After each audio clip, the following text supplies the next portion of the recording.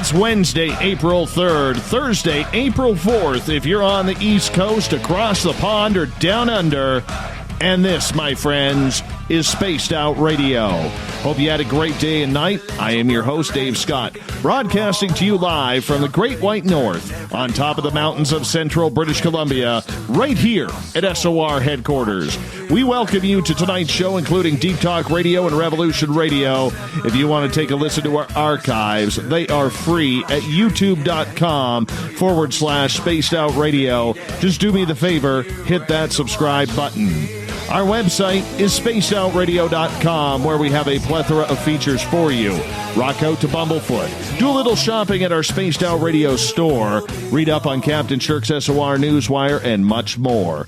Tonight's show is brought to you by the YouTube channel Nsuho. Sebastian Martin brings high-quality messages to the masses. Head to the website, click on the Nsuho banner, and subscribe today.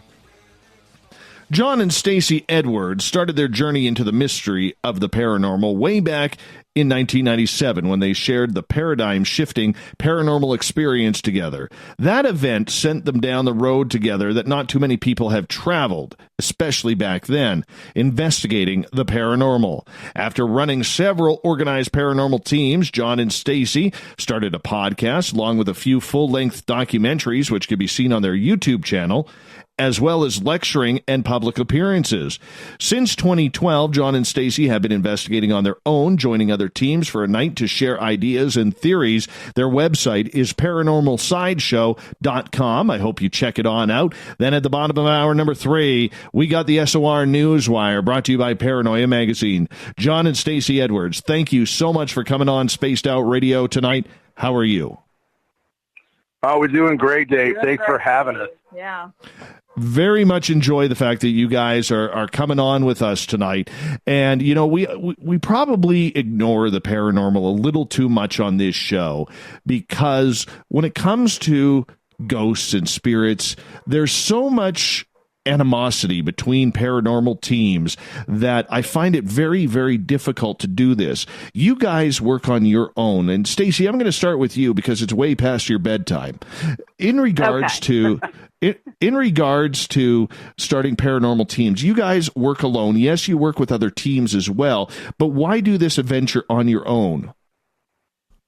Well, I'll tell you, Dave, you know, when we first started, we did have a team. We had a very large team at one point, and then that sort of got to us scaling that down to a much smaller team, and eventually we just decided to start doing it on our own because it makes it easier. It's really important when you are investigating to know very well the people that you're with.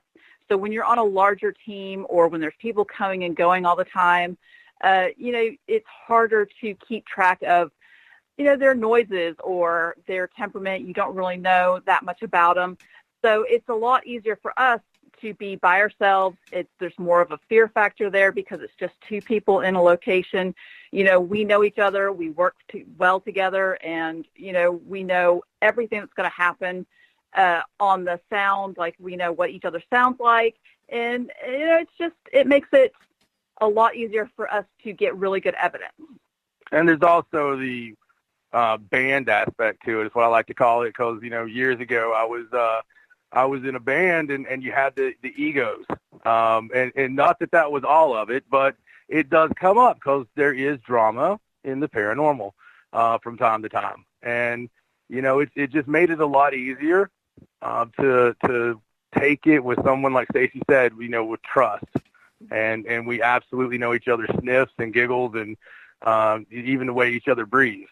So when we're doing the evidence, it makes it that much more concrete when we find something. Well, you guys had an incredible experience back in 1997 that really put you onto this entire adventure, if we could call it that. What happened, John? Well, you know, actually, it's the event is what we like to call it. It's something that we had to start. So many things happened to us at first, and the easiest way to tell you is to say right off the first, we met in 97. And it sounds really cheesy, but it was a love at first sight kind of thing. And the night after I met Stacey, had given me her number at the place I met her, and at the club. I'm not gonna kayfabe that. So she had given me her number. It was about 9 o'clock at night then, because we know Stacey likes to go to bed about 9:30. Okay. Yeah, perfect. Right before she fell asleep. At 9:30, she'd given me her number. The next morning, this is a really strange part to this that I don't usually talk about, but a friend of your show and a friend of mine, David Weatherly, had he was reading our book, and that was the first thing that jumped out to him. It was something that had been so normal to me, what I'm about to tell you, but he gave me a phone call. I'll never forget it. And he was like, "Oh my God, man." The day after I met her, I was at my mom's house, and my mom is, she's sick and she has something called lupus. It keeps her in bed quite often. And she was in bed this morning. It's this far back. That's when she first got sick. And I was laying on their couch in the living room. And what happened was I heard my mom. She was just trying to get me to turn over. And I was laying facing the couch. So I was trying to get a few Z's. It was a Saturday morning. It was about 10 a.m. I may or may not have had a slight headache from alcohol from the night before, but I kept listening to her. She's like, "Look, do not." She's like, don't. She was telling me not to call the girl. She was telling me not to call Stacey. And I'm like, how do you know? How do you even know about that? She was like, "Where were you?" All this stuff. So I turn over and look at her. I'm talking to her. She's standing in front of the picture window, and it doesn't dawn on me at first, but it's my mom, but it's my mom when she was still healthy. It's my mom when she was, I used to think when I was little, she was one of Charlie's angels. She had the long brown hair. She was just beautiful. And then she got sick and she lost a lot of her hair. She, and gained some weight and stuff. And this was her, but back then, and clear as a bell. There was no transparency to her, anything. And right about that time, I hear my mom from back in her bedroom holler my name and ask me if I was home. And I can't even describe the feeling. I mean, it still gives me the chills now. But I didn't know then what kind of, thing that was, what really that was happening. Or what that could mean about Stacey and I. But Stacey, as far as the event we shared, I think she tells it a little bit more concise. Sometimes I get a little excited on it. So. Yeah, so what happened was it was the summer when we met. It was the summer, and he had come over to my house. And, we were young, and so I lived in this little tiny place. There was no air conditioning. It was really hot, and so we would always have all the windows open, and we had the front door open and the back door open. We're trying to get a cross breeze going. And he was in the kitchen cooking hamburgers, and I was in the living room watching television because that's the way that I like it, him cooking and me watching the television. And we couldn't see each other because the way the house was set up is the kitchen was at the back of the house, and there was a wall, and then the living room was at the front of the house. And as he's cooking, he is standing there looking with the back door towards his right, and he feels like he sees something out of the corner of his eye. And so he looked over, and he saw a very dark black shadow run in the back door, through the kitchen, and into the living room where I was sitting. So I'm sitting in the living room, and I'm watching television. I'm watching Wheel of Fortune, and I'm trying really hard to figure out what the puzzle is. So I'm staring at the television very intently. And out of the corner of my eye, I saw this black shadow come from the kitchen door, and it ran between me and the television, completely blocked the entire television out where I couldn't see it, and went straight out the window to my right. And now our windows, the window was open, but we have these shades on it because it's sunny and we are trying to keep the heat out. And the shade that we had on there was very cheap, and it was broken. It didn't usually roll up. Like you pull it down and it just break.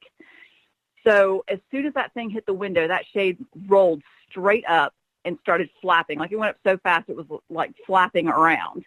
And John could hear it. And I had I was just in shock because I had seen it run right in front of me. So all I did was I just yelled, "John," and he just said, "I don't want to talk about it." And we didn't talk about it for probably a week until we finally sat down and shared our stories and realized that we had both seen exactly the same thing. A dark black shadow, looked like the man, in the shape of a man, looked like he was running. He was like in a running position. It was like he was locked in place because it was moving so fast possibly, but he was in a bent forward running position, arm in front, leg in front, leg going straight behind. I mean, the way I saw him. That's how I saw him too. And it was in a running position, and it was just solid. My back door screen was closed, but the door was open for the breezeway, and it was so quick, but it seemed like time stopped, and it's been imprinted in my mind ever since. But we call that the event, Dave, because it at the time in '97, I know there's people that's done this a lot longer than us, but in '97 we really had trouble finding a team. We had trouble finding anyone, really. So that was really where we started this journey of just being obsessed with it. Yeah, and trying to figure out what it was we had seen. So what do you think it was? Was it something demonic? Was it a spirit that you were looking at? Was it a haunted house that you were in? Did you know about that? Give us some details. Well, I have to kind of go back to what happened the night before this event happened, because we're not entirely sure even now exactly what it was. But the night before, John had been at my house, and at the time, I was still in college, and I had been taking this writing class, and I was doing this research paper, and I was really interested in, religions and spirits and past life regression and the occult, just all kinds of strange things. So I was doing a lot of research in those areas and trying to find out as much as I could. And you have to understand, John and I at the time, we lived in the Bible Belt. Like, just things like that were not talked about. You couldn't just go to the bookstore and find information on that sort of thing. So I had taken John with me earlier that afternoon to this little back alley, hole-in-the-wall New Age shop that I knew about so that I could look for some information on, I think it was past life regression, and some other subjects I was really interested in. And John, he wasn't really a believer in any of the stuff, but he came along, he was being nice, and he was looking around the shop, and he found this little book called Invoking the Spirit.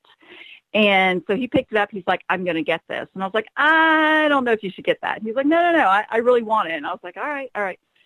So we buy our stuff, and we go back to my apartment, and, we settle in for the night, and we may or may not have been, having a few drinks. And so John decided he was going to get the book out. And of course, in John fashion, he flipped straight to the end of the book where the Invoking the Spirit incantation was. And he said, "Oh, let's get all this stuff. There's directions here. Let's do this." And I said, "Maybe we should read some of the book first." And he was like, No. Let's just do this. Let's just do it. He's very much that way, don't worry about the directions. I'll figure it out. So we got all of the things. We got the Ouija board and the mirror and the candles and the, all the stuff it said. And I do want to add right here that she did have a Ouija board there.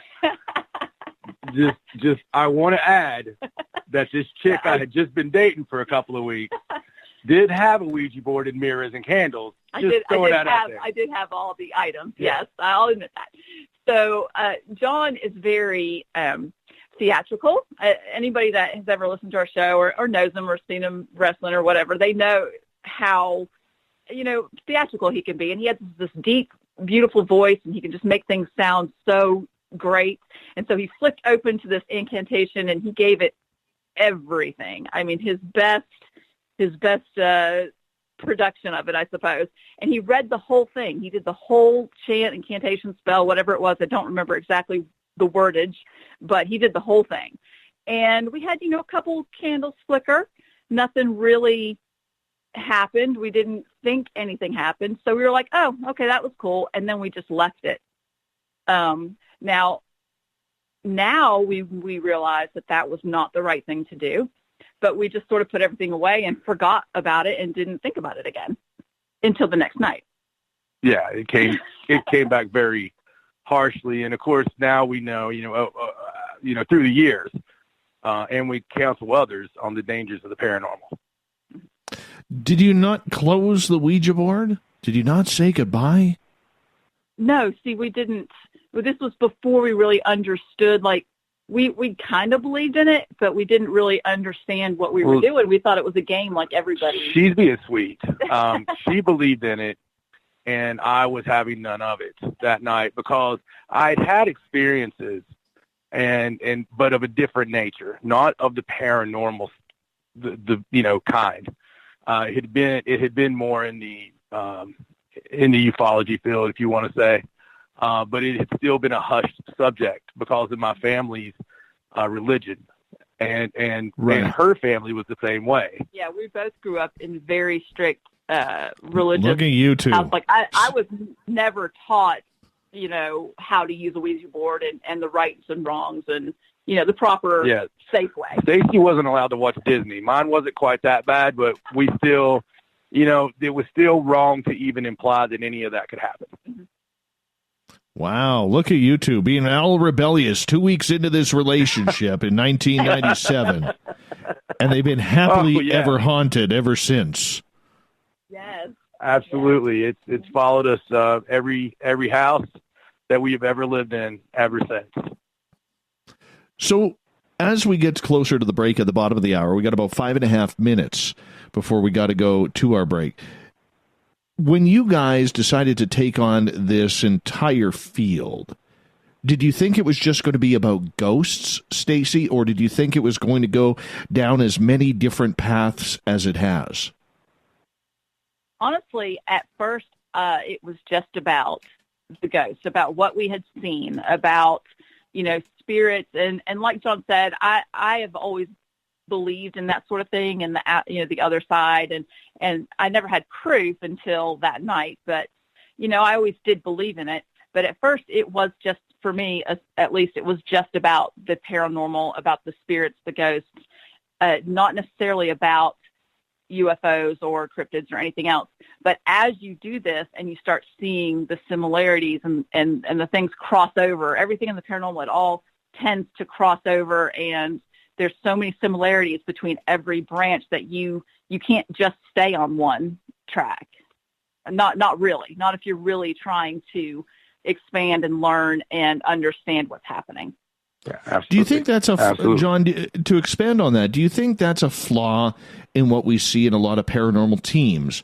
A lot of ghost groups out there do not believe there is any correlation between UFOs or cryptids at all. I tend to believe the opposite because of what I have experienced myself. But where do you stand on that? I believe you're exactly right. I think somewhere along the way, we kind of lost touch with the weirdos that we were 22 years ago. When we did find other people, they were more open-minded to being open-minded. It was like, oh my God, it's so nice to meet you. Here's what's happened to us. Here's our experience. And I think with the dawning of the internet and then the paranormal boom that happened, where everybody had an acronym team, I believe that somewhere along the way it got really divisive and they don't talk about it. So yeah, there's definitely correlations. I mean, if you look at a demonic presence and compare the signs of that with alien abduction, you're going to check off quite a few boxes that are similar, and it's just there's too much similarities, even with cryptids, even with Bigfoot. There's too many holes out there or possibilities to really close your mind off to anything until we have some sort of solid proof, until the UFO lands on the White House lawn, as they always say. There's just way too many similarities. I think we need to be discussing all of it together more. Does that make the field, in your opinion, John, a little bit too narrow-minded? Well, in some cases, I think there are some shining examples out there of people who will talk about anything. And those are the people that that I listen to their lectures. People like John Tenney, where you could just sit and pick up and he'll go in any direction, right?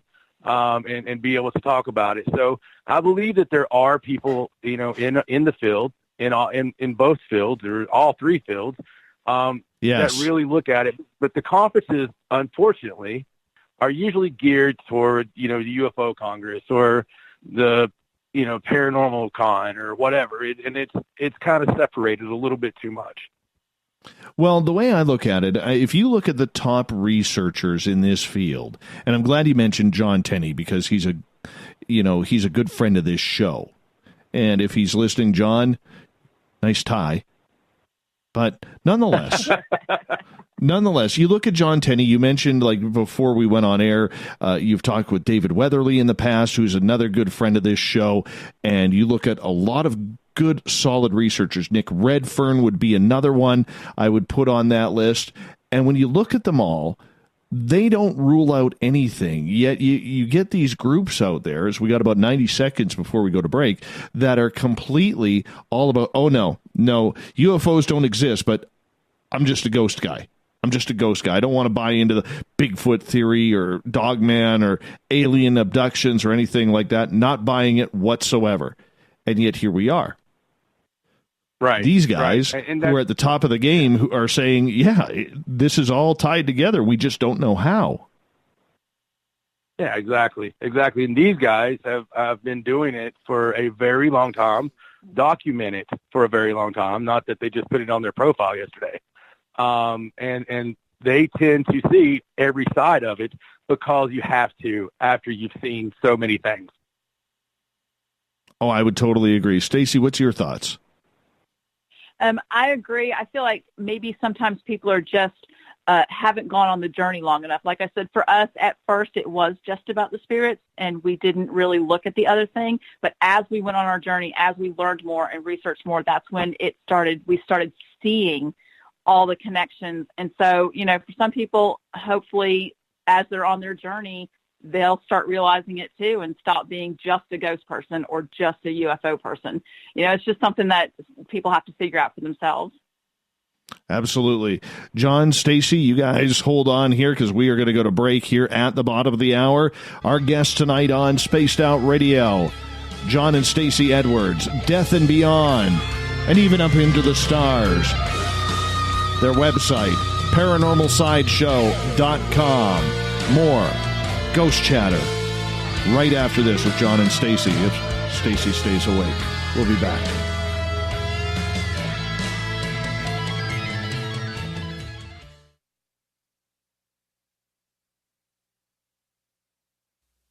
You're listening to Spaced Out Radio Live with Dave Scott on the Deep Talk Radio Network.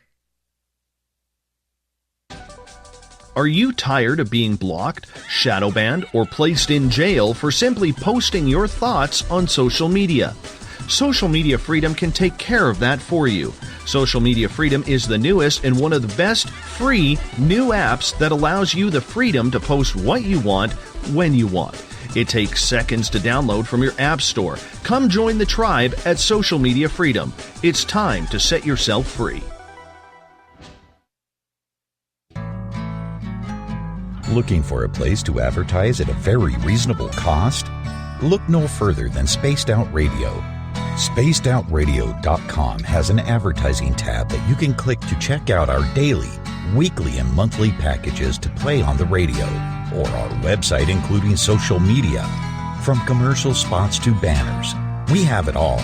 Check out our competitive pricing today.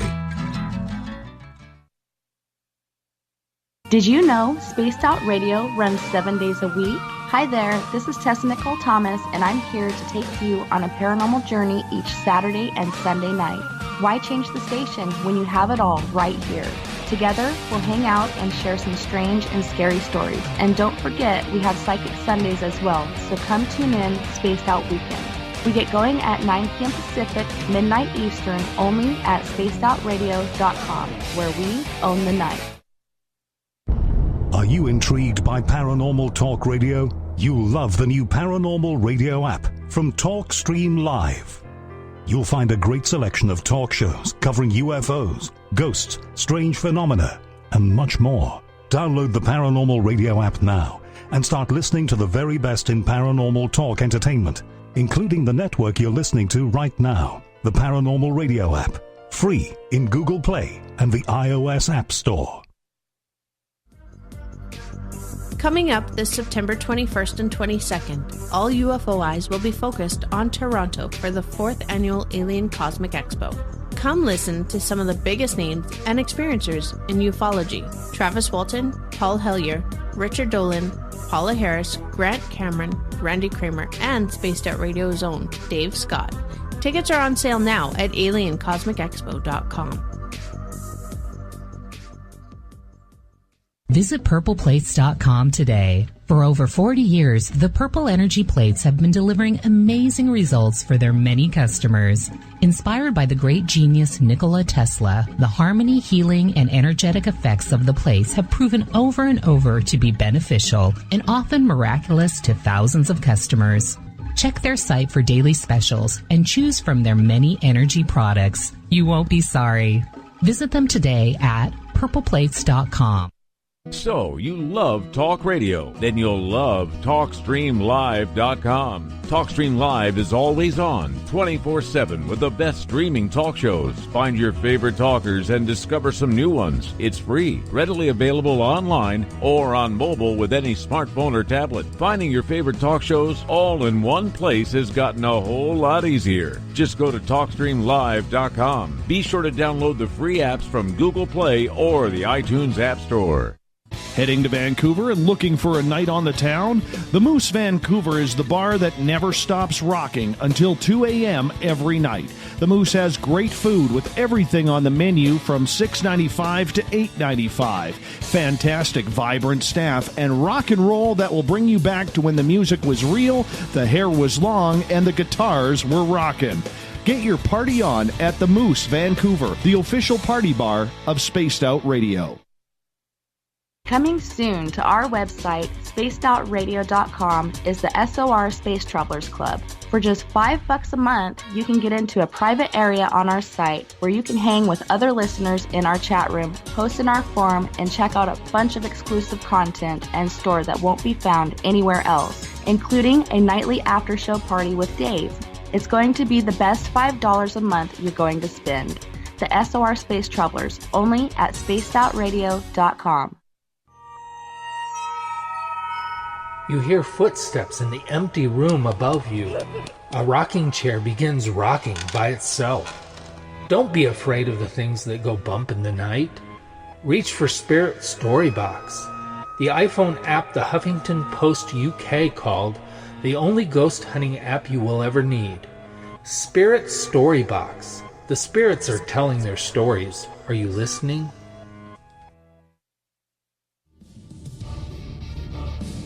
Come get spooked at the 4th Annual Forest Moon Paracon in Cedar-Woolley, Washington, Saturday, September 28th. UFOs, ghosts, aliens, Bigfoot. Speakers include Mike Morin and Jason Jordan, R. Keith Andrews, and Dave Scott from Spaced Out Radio, and so much more. There will be workshops and a VIP roundtable. Get early bird tickets now at fmparacon.com.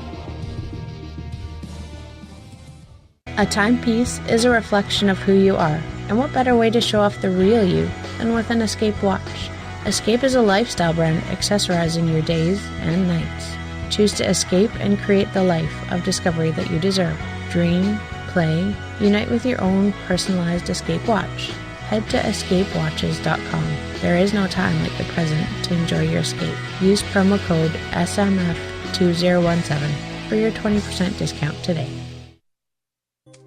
We're bringing scientific thought to the paranormal. Hi there, this is Spaced Out Radio scientist Chris Cogswell. Join me, Chris Zuger, and Dave Scott the second Wednesday of every month, where we break down the who from the woo when it comes to everything paranormal. We'll investigate and try to bring sensible answers to those straight and sometimes outlandish questions people have. Hey, not everything has an answer, but we'll do our best. Listen in to Reality Paranormal only on Spaced Out Radio.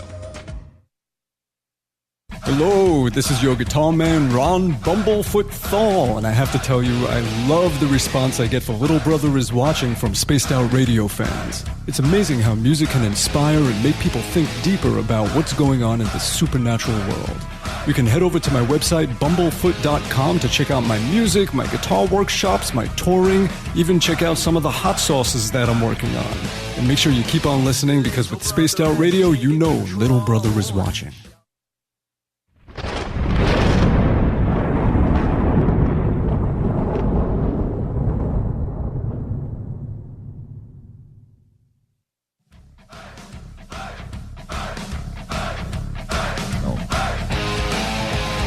Welcome back to the second half hour of Spaced Out Radio. Tonight, I am your host, Dave Scott, sitting in the captain's chair of SOR headquarters. Remember, a great way to support what we do on a nightly basis is to head to our website, spacedoutradio.com, click on the shop tab, go pick yourself up some SOR swag from our store. Once again, a great way to support what we do each and every night for you. Tonight, we are talking with John and Stacey Edwards. We are talking death and beyond. And of course, it's all about ghosts, aliens, cryptids. Does it all tie together? Their website is paranormalsideshow.com. So go check that on out when you get a chance. John, Stacey, thank you so much for staying up and going through with this. Yes. Oh, yeah. Thank you for having us. Now, right before the break, we were talking about the parallels between the paranormal, if we think of that in the ghostly attitude, UFOs, cryptids, and you tend to agree, John, and same as you, Stacey, that there is some sort of connection between the two, almost like this invisible thread that has sewn every one of these aspects together. Now, John, you had, as you said during the break, and I wish the audience would have heard it, but you had an incredible ET story or UFO story you wanted to share, and you've never shared this publicly outside of your book. Right. And you know, it was one of those things that went back and forth with even putting it in the book, just because of, funny enough, something you talked about a while ago, which was one not going with the other in the eyes of many in the public. And I know a lot of projects that we've done, people are like, yeah, let's not talk about the UFO stuff. That doesn't really go with this. And, you know, and it was the same thing with the book. It was almost didn't make it into it. But what happened, oddly enough, was over the years, I'd had some really strange memories from childhood. And one of those, it was not a dream, it was a memory. And I told my friends when I was little, I told adults, I told family members about this memory I had that was like a memory, but there was no possible way it could have happened. And I was playing on my play set, on my swing set outside of our house. We lived up on a hill, and it was in a little neighborhood, and this would have been in the 70s and probably the mid 70s, mid to late 70s. I was playing outside on my swing set. My mom was inside in her bedroom.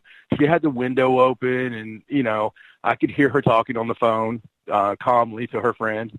And I was on my swing set, and something lifted me into the air. I started lifting into the air in my memory.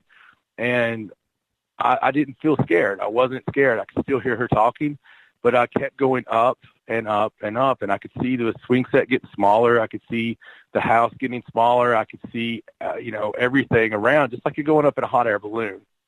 But there was something talking to me at the same time. Now, I don't know what it told me. It was calm. It was male, kind of voice, but it was very calming and soothing. And I just know that it told me, as bad as this sounds, but it was something special. Like you're meant for something special. And I wish I would get around to it. You know, I've been waiting. But you know, that all joking aside, I lived with that, and it wasn't something that it didn't drive me crazy every day, but there was other strange things that happened. I was laying in bed in the same house as probably 3 years old, and I remember seeing Santa Claus. Well, I thought it was Santa Claus running by the window because it was Christmas Eve. Saw the shadow, a tall shadow. Now I know it would have had to have been a pretty tall shadow that was going by the window. It was just there. It was almost like it was standing there until I looked, and then it was gone. I remember something beating on the door of the house, and my dad yelling it to go away, and strange things. I remember the whole family. I remember my grandfather driving over, everybody looking in the sky at these lights, And see, I had all these memories, and when I would ask my parents about this when I got older, they would honestly deflect and be like, "Oh yeah, something happened, and it was nothing. It was nothing. No, don't worry about it. No big deal." And so there was other things that came up through time like this, and I had several more experiences that were pretty unexplainable, and they fall into that paranormal UFO type thing, and also sometimes medical, where I would wake up and there was something holding me down, and it was talking to me, but I couldn't really make anything out. The scariest of those happened in 2006. 2007.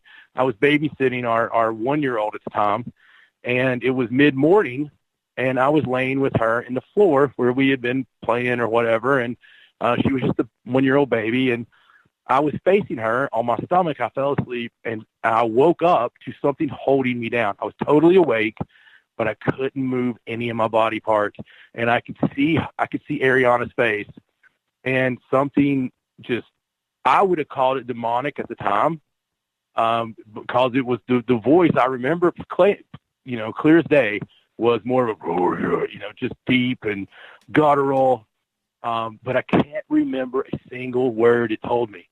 So I go through all this, fast forward to around 2011, 2012, on our podcast, at the time we were still doing them live. We do them tapes now, but we're still doing the guest of the week thing. And we had a Tennessee director from MUFON on, and we were talking about UFO sightings. I always brought him on to have, much like you do, I'd like to bring him on once a month to have a regular spot to tell us the latest UFO sightings. And we were on there talking, and we got into some of my stories of my memories. So I go home, and on the way home, I said, let's stop by and see my mom, and because she's sick. And so I go into her, and she's asked me to come into her bedroom and close the door. So I did. And she said, will you sit on the bed? And I said, yeah, absolutely, no problem. So my mom can't do anything for herself anymore, and there's a lot of paranormal that goes on in that house, a ton of paranormal that goes on in the house, where I get calls at 3:30 in the morning. Mom has scratches that she can't physically do to herself, and she sees ghosts. Every woman who goes in that house sees a spirit if they stay there for any certain time. Only the women, and it's always in Mom's room. So I'm sitting there, and I'm like, yeah, what's going on? And she's like, well, this is hard for me. And my mom is salt of the earth. She's, only dated one guy. She married him. She doesn't cuss. She doesn't do anything wrong. She, can't make it to church, so she watches it on a webcam, that kind of thing. And she proceeded to tell me that when I was a child, right at the age of that memory I have, I was outside playing, but with her. And over top of our house, there was a UFO. She just plainly said it, because it looked like a 1950s sci-fi black and white movie UFO. It wasn't huge. It was actually rather small. I believe she said, Dave, like 20 feet across. It wasn't that like impressive, like if somebody was embellishing or lying to you. It wasn't anything like that. She said it actually looked unbelievably like a 1950s movie would show. And so she scooped me up, and I was pointing up to it. And that's one of the main things she remembers. And she runs up the steps with me in her arms, and she said there was a bright light right at the steps, and it took us both. She has memories aboard, and it's straight up, since this time, I have probably went into every Bud Hopkins story I could find, just really delving deep into this stuff to see complications because of her sickness and stuff. But she remembers me being beside her and her just begging not to take her baby. I'm her only child, and she couldn't have any more because of her back. even though she was very young when she had me. And so she was begging, screaming, pleading not to take her baby. And that's all she remembers. And when I asked, I said, Mom, well, what do they look like? Do you remember what they looked like? And she's like, honey, the descriptions you hear. She goes, you got to understand, when this happened, I don't look for that stuff. There was one TV channel. It didn't show, descriptions of aliens. She goes, it was the almanac. I said, was it a gray alien? I said, do you know what I mean? And she goes, yeah. And I said, so it was just like the descriptions. And she goes, yeah, but she goes, you got to understand, I wasn't influenced by anything, because there wasn't anything to influence us.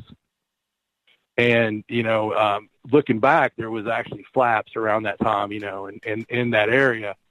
But what happened was she was screaming about her baby. And knowing my mother, she was probably putting up quite a fight. But, because I even asked, I said, was anything sexual done or anything? I mean, I just wanted to know, right? I mean, if she's talking, I want to find out. And she didn't. She said there wasn't. She's bits and pieces of this stuff. And we woke up. She said the next thing she remembers is we were in her bed. We were under the covers in her bed. And I was staring at her as a baby, but with knowing eyes, just staring at her. We were holding hands when we woke up. And she goes, she just knew. She called my dad at the time. And, he didn't really know what to make of it either. I mean, what do you say? I mean, but she just didn't. She tried telling a couple of people, but the time, the place we were, the third notch of the Bible Belt, everything about the situation, her age, nobody's going to believe it. So she just kept shut.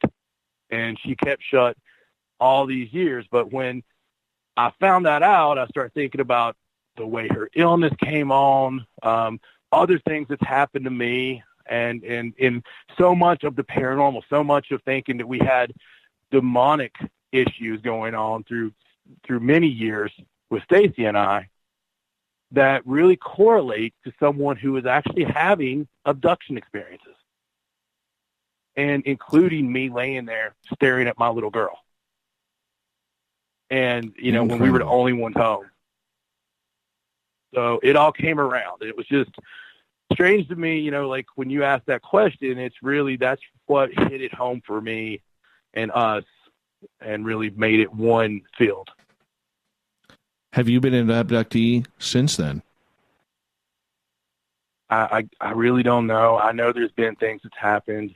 He's had a couple of strange nights where I would get up the next day, and I know one time in particular I found him outside on the front porch.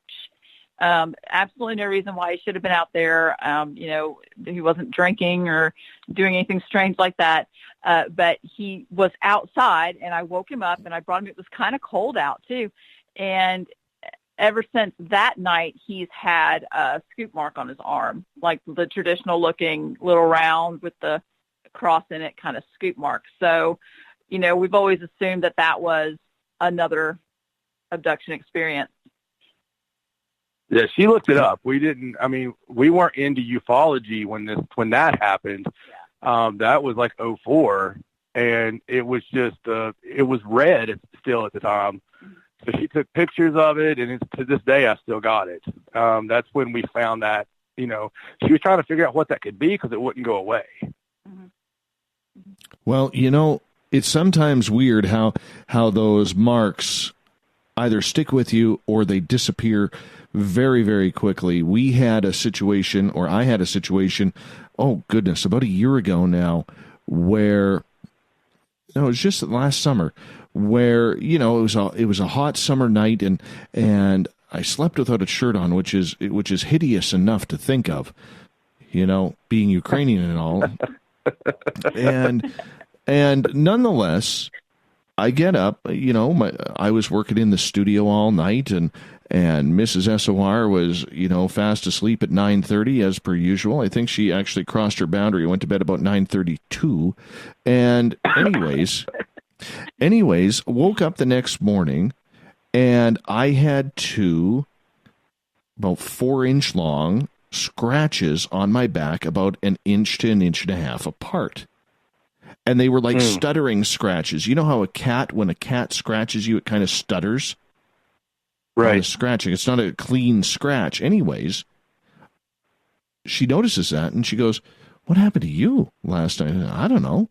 Don't know what happened. I said, "I got to get a picture of this." And for some reason, I didn't take a picture. So about 5 hours later, I go to take a picture because all of a sudden it popped in my head, oh, yeah, I got those scratches on my back. And so I go upstairs, take my shirt back off, give myself the little type of look, and then, try to take the photo and look at my back. Okay, how am I going to figure out a proper way to take a photo on my own? And the scratches are gone. There's no marks. There's no stuttering. They are gone completely. Wow. And I'm not saying it was aliens at that point, because I have had ET abduction. I don't know if it was something paranormal, but I called Mrs. SOR into the bathroom. I said, "You got to look at this." I used a couple of expletives, and she's like, "What?" Mm-hmm. I said, "Look at my back." And she's like, "Oh, that's odd." I'm like, "Odd? The scratches are gone." They are related. Yeah. And here I am sitting here thinking, how the heck does that happen? How does a, 2 4-inch scratches about an inch and a half apart just disappear without any scarring whatsoever? Wow. Wow. I will tell you a funny story where it kind of reminded me when you said you had forgotten about taking the picture of the scratches. John and I, one night, were driving home from the studio where we did our podcast at the time. And we did it at like a TV studio place. And so we were on our way home, and we got to this one exit on the interstate. And it was this area that is known for having a lot of kind of UFO activity and stuff. And we actually saw some really strange lights in the sky. And so we pulled off the exit, which is not where we normally would have pulled off, but we saw it and we wanted to try and follow it.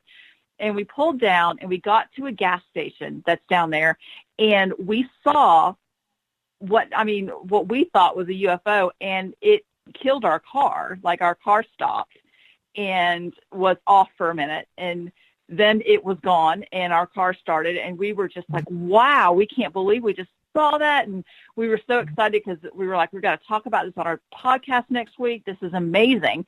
And, we were just blown away.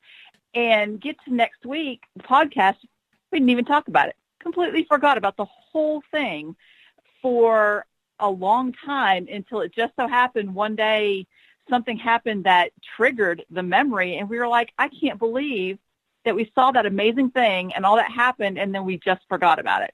Just completely forgot. Us. Both of us. Yeah.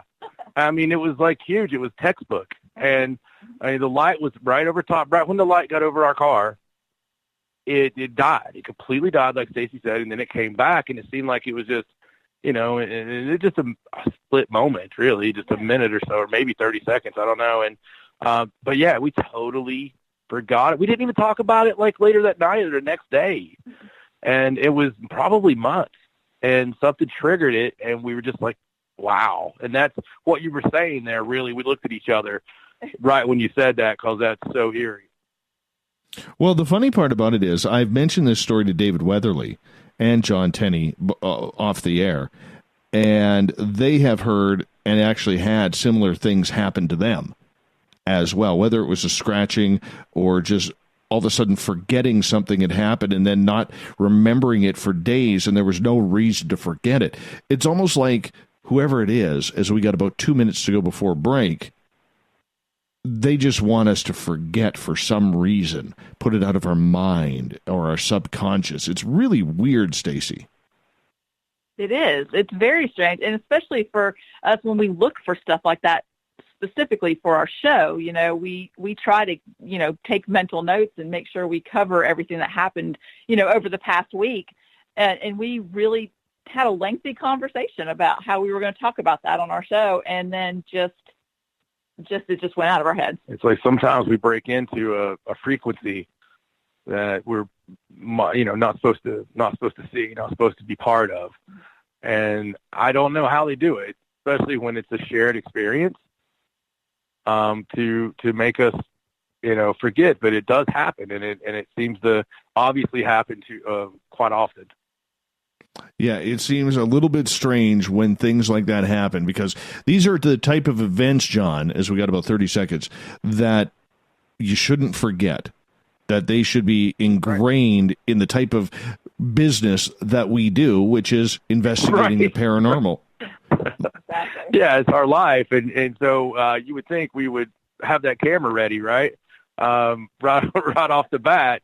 But yeah, we've all done it. So that's thank you for sharing that, because that really triggered that one back for us again. Mm-hmm. Well, you know what? We're going to have more stories coming up in hour number 2. John and Stacey Edwards are our guests. I'm going to get you guys to hold on here as we're going to take a break at the top of the hour. Once again, John and Stacey Edwards are our guests tonight on Spaced Out Radio. They got a great website. Go check it on out. It's called paranormalsideshow.com. You can click on their podcast, sign up for their newsletter, talk about their book as well, called Till Death and Beyond. Great picture of John. And if you're lucky, he'll even throw you some wrestling moves, because he's a pro wrestler as well. Yes. Iron Sheik talk coming up next on the Mighty SOR. We'll be back. Iran, number 1. More Spaced Out Radio coming up.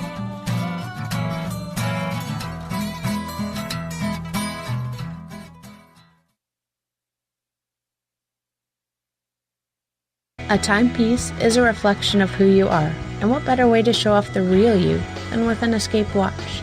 Escape is a lifestyle brand accessorizing your days and nights. Choose to escape and create the life of discovery that you deserve. Dream, play, unite with your own personalized Escape watch. Head to escapewatches.com. There is no time like the present to enjoy your escape. Use promo code SMF2017 for your 20% discount today. Did you know Spaced Out Radio runs 7 days a week? Hi there, this is Tessa Nicole Thomas, and I'm here to take you on a paranormal journey each Saturday and Sunday night. Why change the station when you have it all right here? Together, we'll hang out and share some strange and scary stories. And don't forget, we have Psychic Sundays as well, so come tune in Spaced Out Weekends. We get going at 9 p.m. Pacific, midnight Eastern, only at spacedoutradio.com, where we own the night. You're listening to Spaced Out Radio Live with Dave Scott on the Deep Talk Radio Network. We're bringing scientific thought to the paranormal. Hi there, this is Spaced Out Radio scientist Chris Cogswell. Join me, Chris Zuger, and Dave Scott the second Wednesday of every month, where we break down the who from the woo when it comes to everything paranormal. We'll investigate and try to bring sensible answers to those straight and sometimes outlandish questions people have. Hey, not everything is an answer, but we'll do our best. Listen in to Reality Paranormal only on Spaced Out Radio. Looking for the stories of the strange and weird that you will find hard to find anywhere else? Check out the SOR Newswire on our website. Our writers, led by Captain Shirk, are scouring the world for the oddest and most bizarre stories we can find. Everything from weird crime to suspenseful and paranormal. We're working hard for you to bring you the most intriguing news of your day. Check out the SOR Newswire at spacedoutradio.com today. Looking for a place to advertise at a very reasonable cost? Look no further than Spaced Out Radio. SpacedOutRadio.com has an advertising tab that you can click to check out our daily, weekly, and monthly packages to play on the radio, or our website including social media. From commercial spots to banners, we have it all. Check out our competitive pricing today. The Call of the Wild is in Vancouver. The Moose Vancouver is one of the hottest bars and restaurants in the city. Open until 2 a.m. nightly, the Moose will rock you like a hurricane all night long. Great food with everything on the menu at $6.95 near the corner of Nelson and Granville. Get your horns up and come rock with us. The Moose Vancouver, the official rocking bar of Spaced Out Radio. Are you intrigued by Paranormal Talk Radio? You'll love the new Paranormal Radio app from TalkStream Live. You'll find a great selection of talk shows covering UFOs, ghosts, strange phenomena, and much more. Download the Paranormal Radio app now and start listening to the very best in paranormal talk entertainment, including the network you're listening to right now, the Paranormal Radio app, free in Google Play and the iOS App Store. Come get spooked at the 4th Annual Forest Moon Paracon in Cedar-Woolley, Washington, Saturday, September 28th. UFOs, ghosts, aliens, Bigfoot. Speakers include Mike Morin and Jason Jordan, R. Keith Andrews, and Dave Scott from Spaced Out Radio, and so much more. There will be workshops and a VIP roundtable. Get early bird tickets now at fmparacon.com.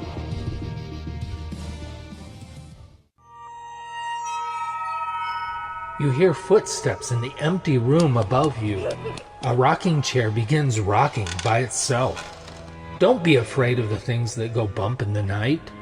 Reach for Spirit Storybox, the iPhone app the Huffington Post UK called the only ghost hunting app you will ever need.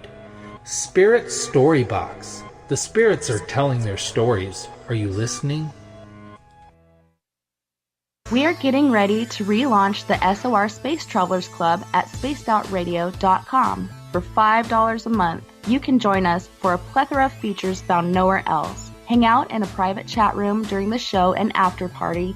You can check out some exclusive content and a store specifically for you, as well as a private listener forum where you can post your thoughts, stories, and pictures. The SOR Space Travelers Club, coming soon to spacedoutradio.com. Are you tired of being blocked, shadow banned, or placed in jail for simply posting your thoughts on social media? Social Media Freedom can take care of that for you. Social Media Freedom is the newest and one of the best free new apps that allows you the freedom to post what you want, when you want. It takes seconds to download from your app store. Come join the tribe at Social Media Freedom. It's time to set yourself free. So, you love talk radio? Then you'll love TalkStreamLive.com. TalkStream Live is always on, 24/7 with the best streaming talk shows. Find your favorite talkers and discover some new ones. It's free, readily available online or on mobile with any smartphone or tablet. Finding your favorite talk shows all in one place has gotten a whole lot easier. Just go to TalkStreamLive.com. Be sure to download the free apps from Google Play or the iTunes App Store. Looking for the stories of the strange and weird that you will find hard to find anywhere else? Check out the SOR Newswire on our website. Our writers, led by Captain Shirk, are scouring the world for the oddest and most bizarre stories we can find. Everything from weird crime to suspenseful and paranormal. We're working hard for you to bring you the most intriguing news of your day. Check out the SOR Newswire at spacedoutradio.com today. Heading to Vancouver and looking for a night on the town? The Moose Vancouver is the bar that never stops rocking until 2 a.m. every night. The Moose has great food with everything on the menu from $6.95 to $8.95. Fantastic, vibrant staff and rock and roll that will bring you back to when the music was real, the hair was long, and the guitars were rocking. Get your party on at the Moose Vancouver, the official party bar of Spaced Out Radio. Visit purpleplates.com today. For over 40 years, the Purple Energy Plates have been delivering amazing results for their many customers. Inspired by the great genius Nikola Tesla, the harmony, healing, and energetic effects of the plates have proven over and over to be beneficial and often miraculous to thousands of customers. Check their site for daily specials and choose from their many energy products. You won't be sorry. Visit them today at purpleplates.com. You're listening to Spaced Out Radio with Dave Scott. Follow Dave on Twitter at Spaced Out Radio and on Facebook, Spaced Out Radio Show. Welcome back to the second hour of Spaced Out Radio. Tonight, I am your host, Dave Scott. Thanks so much for coming along for the ride. Tomorrow night on the show, the legend, George Knapp, is on here. It's a rare interview with the man who broke the Bob Lazar story back in 1989, 9:06 Pacific, 12:06 a.m. Eastern at spacedoutradio.com. This is a show you're not going to want to miss. Hi to everyone listening in on our terrestrial radio stations in Reedsport, Oregon, KDUN AM 1030, in New Orleans, UPRN 107.7 FM, in Ridgecrest, California, KZFX 93.7 FM, and 99.1 FM WQEE in Noonan, Georgia. On the digital side, hi to everyone listening in on Revolution Radio and Deep Talk Radio. Great to have you with us. Don't forget, you can check out all of our archives at youtube.com/Spaced Out Radio. Just do me the favor, hit that subscribe button. The Desert Clam has set the password for tonight in the SOR Space Travelers Club. Trekta. Trekta is your password. I think he went Russian with this one. But the Clam sets a password each and every night, right here on the mighty SOR. Our website is spacedoutradio.com, where we have a plethora of features for you. Rock out to Bumblefoot. You can go shopping at our Spaced Out Radio store to support what we do, and read up on Captain Shirk's SOR Newswire, and so much more. Tonight we are talking with John and Stacey Edwards, real cool couple, right into the paranormal, investigating all over the South, wherever they can get. They got a great book out. You can find it on their website, paranormalsideshow.com. The book is called Till Death and Beyond. The book can also be found on Amazon. John and Stacey, thank you so much for coming in. Really appreciate it. Oh, thanks, Dave. Before we get going, John, I got to ask, have to ask, with your wrestling career that you have. Yes. All right, here it is. Best finishing move ever. Wow. The best finishing move ever, just from the how quick you can get into it and there's no coming back from it if you're old school like us, would be the DDT. It's just, I mean, at its height, come on. Jake Roberts got you in that thing as he's got me in before. There's no coming back. I don't know, man. I think if you go back to 1984 and you get wrapped up in a Mr. Wonderful Paul Orndorff pile driver, where you used to jump up first and then drive your head into the mat, that was an easy 3 count. Oh, yeah. Yeah, that was absolutely. An easy 3 count. And you know, I probably did that a million times with my Paul Orndorff toy, right around that same time. I agree. The pile driver, you know, it depends on what area you're from, and we won't go too deep into that. But in Memphis, Tennessee, if somebody did a pile driver, they had to be out of the territory for at least a month. The person that got hit with it, because the fans 100% believed that the pile driver was going to murder them. So bad. So the education level there was the pile driver. So, you know, it's hard to argue against that. It's just that DDT was just quick and sudden, and really with the finisher, I like one that you can just get from out of nowhere. Well, you're in the South, so you're in horseman territory. So we got to be careful with that. Yeah. We got to be careful with that. Absolutely. Moving on, as Stacey is rolling her eyes, saying, "Let's get a move on this jerk." You know, I can feel it from here. Feel it from here. Tell us. Yeah, go ahead. No, I was just gonna say she's used to it. There's John Hawkins, the wrestler, and then John Edwards, the husband. So the paranormal guy. There we go. All right. Tell me a little bit what made you guys write Till Death and Beyond, John.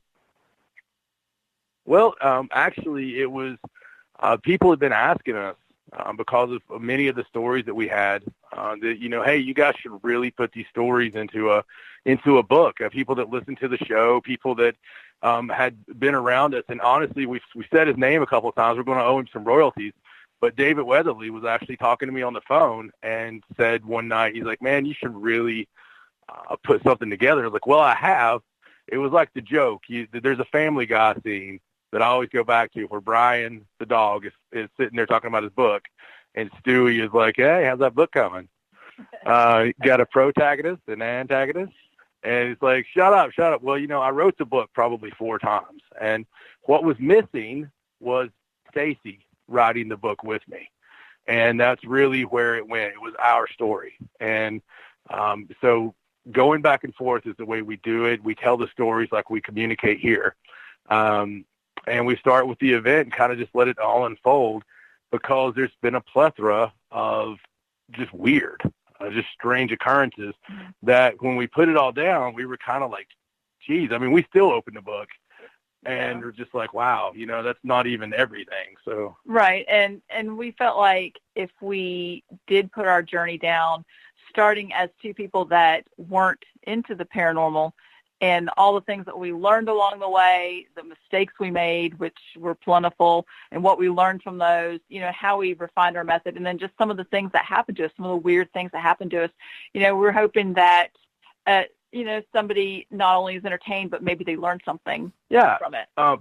Theories. There's so many theories that have been developed just from doing it, from being out there and having all these investigations, things that I've noticed, things that we have come in, and it's become, canon for us, because it's just things that we live by. So I put several of our prevailing theories in the book as well, that, it's things that we've noticed that they're going to be ones, I think, other people that have done the paranormal, or even if you haven't, it'll be interesting in that aspect. But if you have done it, I think it's going to be things, if you're out seeing a comedian and they say something that's similar, something you've been through, and you're like, oh, they're talking about us, it's kind of like that, except I put some names to it and sort of organized the thoughts around it and created some theories.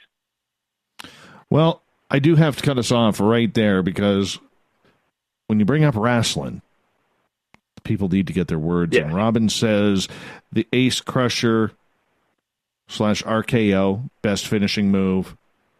And on Twitter, at hashtag Spaced Out Radio, Derek says it was the Ultimate Warrior splash off the ropes. I don't know. I don't know about that. No. That's a disqualifying comment there. Rest in peace, Warrior. Absolutely. Well, I'll tell you, though, the Macho Man coming off the top rope with the elbow to the solar plexus, that's an easy hook of the leg for the 3 count right there. Yeah, absolutely.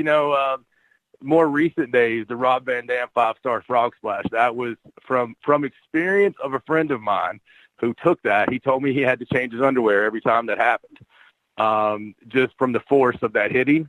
So I don't know if that's good or bad on that, but, there's been some good ones. Probably the worst finishing move ever would be Hogan's leg drop. Oh, worst. Or the people's elbow. Yeah. I mean, it's right up there with it. But I called Hogan's leg drop the big stinky. So. Oh yeah, I don't blame you. I don't blame you. Okay, back to ghosts here for a second. Talking about your book, Stacey. Yes. Going to bring you in here because I want to go over a couple of these chapters.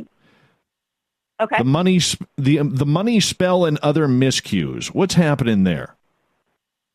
Well, that's like I was talking about, where we made some mistakes early on in our paranormal journey. And so we thought we should add a chapter in the book about things that we had done that we realized were very not right to do, and how we learned a few lessons from that. So in that chapter, we talk about, early on in our paranormal investigating, we did things like with our event, how we didn't close off the session. In the beginning, we didn't really understand about protecting ourselves and, not bringing things home with you, and how when you communicate on a paranormal investigation, even with a digital recorder, you're opening that line of communication and you need to close that line of communication. So it was a lot of different things like that where, we just had to learn the hard way, and we brought a lot of things home with us that we didn't want. Wow. Well, what was coming home with you? Well, it's there's another chapter in the book that goes over this as well too, but we used to, I had this cat at one point in time. I'll kind of start with this. John bought me this cat once, and I loved that cat, but we had to move at one point for his regular job, and we weren't allowed to have animals, so we had to let somebody else have the cat. So we moved into this new house, and as I was walking around the house, I noticed out of the corner of my eye this black shadow that was around my feet. Well, for a long time, I just thought, well, that's the cat, because the cat used to follow me around everywhere. And, one evening we were in the kitchen cooking dinner, and I saw it, and I happened to look down at the floor where I saw this black shadow, and John just said, "Did you see that black shadow on the ground?" And so then I realized that he was seeing it too, and, it dawned on us, we don't actually have a cat anymore. And so we had to do some research and realize that we were bringing home what people call, I guess, astral critters, just little, remnants from the investigations, things that come through and attach to you, stick around for a couple weeks, wreak a little havoc, and then, most of the time they just go away. So a lot of that sort of stuff happened at first. We've had a lot of strange paranormal things happen when we come home from an investigation. If it had been a particularly active location, sometimes when we came home, you would have things like nightmares, bad dreams. We would have paranormal things happen in the house, noises, knocks, bangs for a few days after we had done the investigation. And that was just because we weren't understanding that we needed to end the investigation at the location before we came home. We thought it was important to show our own vulnerability. And in order for when people's reading the book to, a lot of times people want to come off as, Superman. I've never made any mistakes. I've done this forever. Yeah, we've done it for a long time, but it's a journey. And we're still growing. Every day we're growing and learning new things and changing the theories we had last week, ripping up the papers, throwing them down the hall, and because it's always changing what we find out, what we learn. And the miscues chapter is that, and it's, as it says, the money spell, which just going into that side of things with, Stacey dabbles in certain things and is interested in certain things. And that was another mistake. It was for personal gain. We were in a really tough spot years ago. So we did the thing together and buried something in the yard and, and we got money, but it happened pretty quickly. And I don't know. Let me preface this by saying I can't say that this had anything to do with any of it, but we got, I got an inheritance from some of my family members that passed away. 2 of them. After that. And John ended up getting hurt at his job and had to get a new elbow. Yeah, they settled with me on my elbow, all within a year and a half time after doing this. And all gave us money. Yeah. We got money from all of that. 2 relatives passed away and, a pretty serious injury with an elbow. And we got, tens and tens and tens of thousands of dollars for that. So, and I'd like to point out all of which we had to live on because John got hurt. Yeah. So within a year it was gone. Yeah. And, not that, any of that was related, but sure looks like it and quacks like it and walks like it. So we were very careful on many fronts. And that's really what we're wanting to do is, we preach about it all the time about the dangers of this. It seems fun. It seems okay. You watch it on TV. Hey, let's go in this house and yell at the top of our lungs at something and open this Ouija board up and all this stuff. And we're just like living proof over here in the corner, shaking and rocking back and forth on a bed, that maybe you need to close these sessions off or be careful or research more of what you're going into.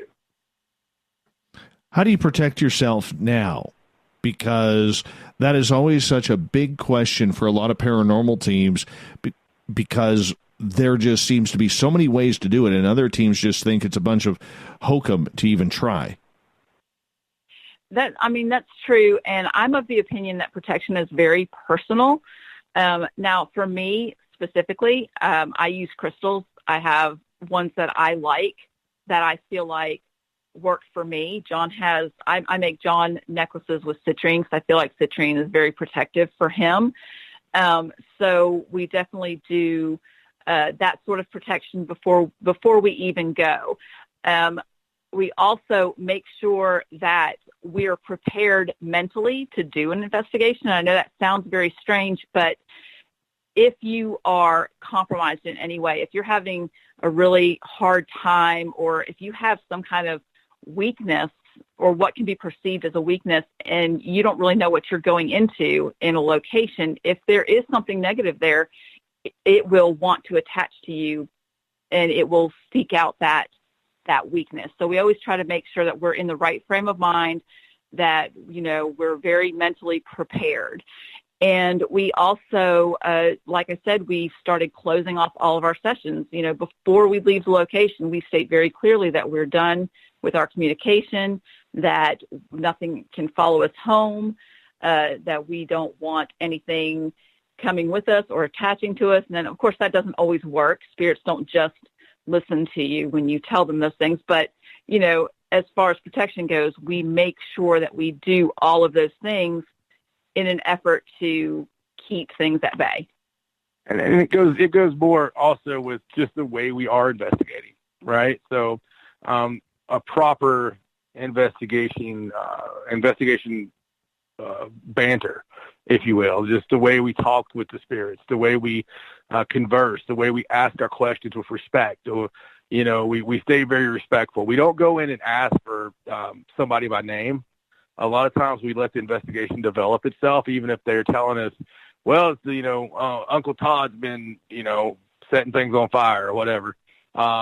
We don't come in and ask for Uncle Todd. We come in and because we might be missing something incredible by just asking for Todd, because if Todd's not there, Marcy's probably not going to talk to us when we're yelling for Todd. So we're trying to be very careful with the way we investigate. I think the way investigations are conducted by a lot of paranormal teams out there, everybody has their own technique. Everybody has their own way of doing things.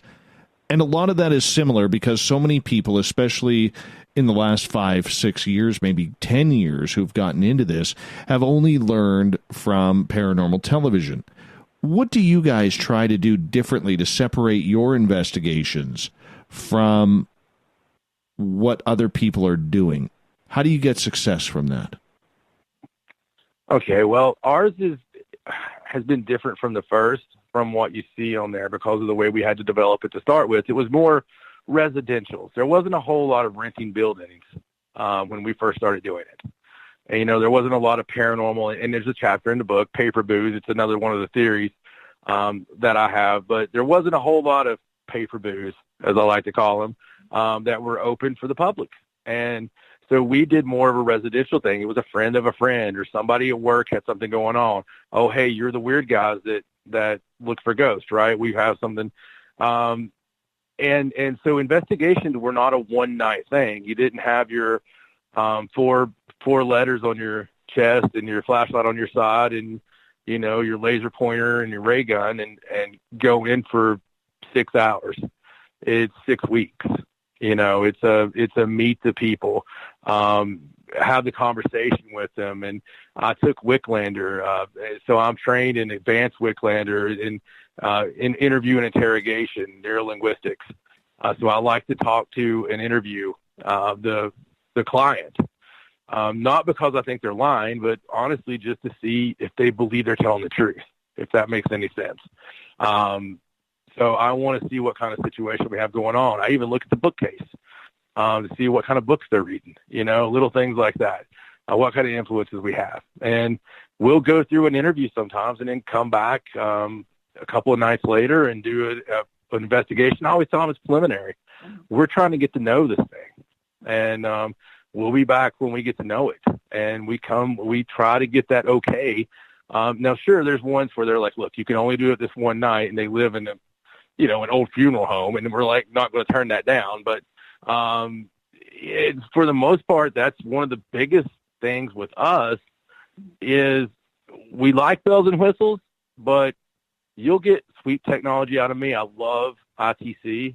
I have since 2009. I just love it. Get a lot of good results out of it. Stacey's more of a call and response, girl. We do our readings and all that, but man, we're really about the environment. We're about sitting there and taking a listen, and really heavily trying to get the feel of the place and coming back over and over until we get it taken care of. So when you guys are there in 2 minutes or less, Stacey, because we got about 2 minutes until we go to break. When you guys are there on location and you guys are doing your investigation and doing the preliminaries, making sure, are you getting a lot of people trying to pull the wool over your eyes because they want their home to be haunted? We have had people that are like that swear, they don't know anything about it. But then when you go to their house, they have every single paranormal book that you could find in Barnes and Noble on their bookcase. It's not really happened that often, believe it or not. But I think sometimes people really want their house to be haunted and they really think that it is, even though it's not. I don't think that they're intentionally trying to pull the wool over our eyes. I just think that there was a point in time that it was so popular. Everybody wanted it to be something. Right. Yeah. 2006, 2007, 2008, that first initial wave, everyone believed that their house was, haunted from what they were seeing on television. And, when I would go there's one I'm thinking of in particular really quickly that the lady had books about demons everywhere. And she was telling me that she, felt that there was an incubus and that was coming to visit her at night. And she, I felt like she believed it, but at the same time, she had every demonology book that you could have, over on the, and this had only been going on for a short period of time, supposedly, and there was no signs of anything. I mean, honestly, there really could have been something, but there was no evidence whatsoever to point to there being anything at the house. But, who's to say? Who's to say? You never know. You never know. There's people who just want somebody to come on over there just so they could see how it works. It's one of those strange things that people want to try and gain attention to. John, Stacey, you guys hold on. We're going to take a break here at the bottom of the hour. John and Stacey Edwards are our guests tonight. We're talking paranormal. We're talking their book, Till Death and Beyond. It's on Amazon. Make sure you check it on out. And, of course, their website, paranormalsideshow.com. You can sign up for their newsletter, check out their podcast, ask John about some classic wrestling moves. He looks like he could slap a mean figure four on somebody. We'll be back with more Spaced Out Radio right after this.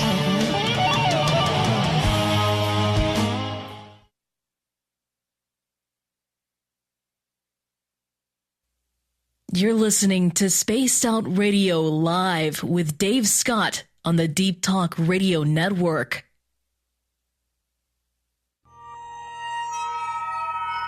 You hear footsteps in the empty room above you. A rocking chair begins rocking by itself. Don't be afraid of the things that go bump in the night. Reach for Spirit Storybox, the iPhone app the Huffington Post UK called the only ghost hunting app you will ever need. Spirit Storybox. The spirits are telling their stories. Are you listening? Visit purpleplates.com today. For over 40 years, the Purple Energy Plates have been delivering amazing results for their many customers. Inspired by the great genius Nikola Tesla, the harmony, healing, and energetic effects of the plates have proven over and over to be beneficial and often miraculous to thousands of customers. Check their site for daily specials and choose from their many energy products. You won't be sorry. Visit them today at purpleplates.com. Are you intrigued by Paranormal Talk Radio? You'll love the new Paranormal Radio app from TalkStream Live. You'll find a great selection of talk shows covering UFOs, ghosts, strange phenomena, and much more. Download the Paranormal Radio app now and start listening to the very best in paranormal talk entertainment, including the network you're listening to right now. the Paranormal Radio app, free in Google Play and the iOS App Store. Looking for a place to advertise at a very reasonable cost? Look no further than Spaced Out Radio. SpacedOutRadio.com has an advertising tab that you can click to check out our daily, weekly, and monthly packages to play on the radio, or our website including social media. From commercial spots to banners, we have it all. Check out our competitive pricing today. Hello, this is your guitar man, Ron Bumblefoot THAL, and I have to tell you, I love the response I get for Little Brother Is Watching from Spaced Out Radio fans. It's amazing how music can inspire and make people think deeper about what's going on in the supernatural world. You can head over to my website, BUMBLEFOOT.com, to check out my music, my guitar workshops, my touring, even check out some of the hot sauces that I'm working on. And make sure you keep on listening, because with Spaced Out Radio, you know Little Brother is watching. A timepiece is a reflection of who you are, and what better way to show off the real you than with an Escape watch? Escape is a lifestyle brand accessorizing your days and nights. Choose to escape and create the life of discovery that you deserve. Dream, play, unite with your own personalized Escape watch. Head to escapewatches.com.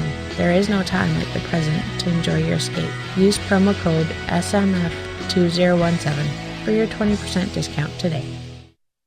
So, you love talk radio? Then you'll love TalkStreamLive.com. TalkStream Live is always on, 24/7, with the best streaming talk shows. Find your favorite talkers and discover some new ones. It's free, readily available online or on mobile with any smartphone or tablet. Finding your favorite talk shows all in one place has gotten a whole lot easier. Just go to TalkStreamLive.com. Be sure to download the free apps from Google Play or the iTunes App Store.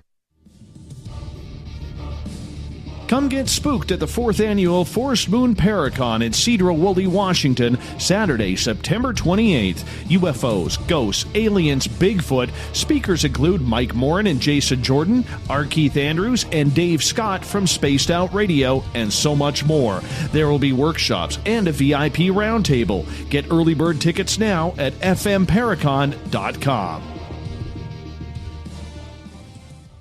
Heading to Vancouver and looking for a night on the town?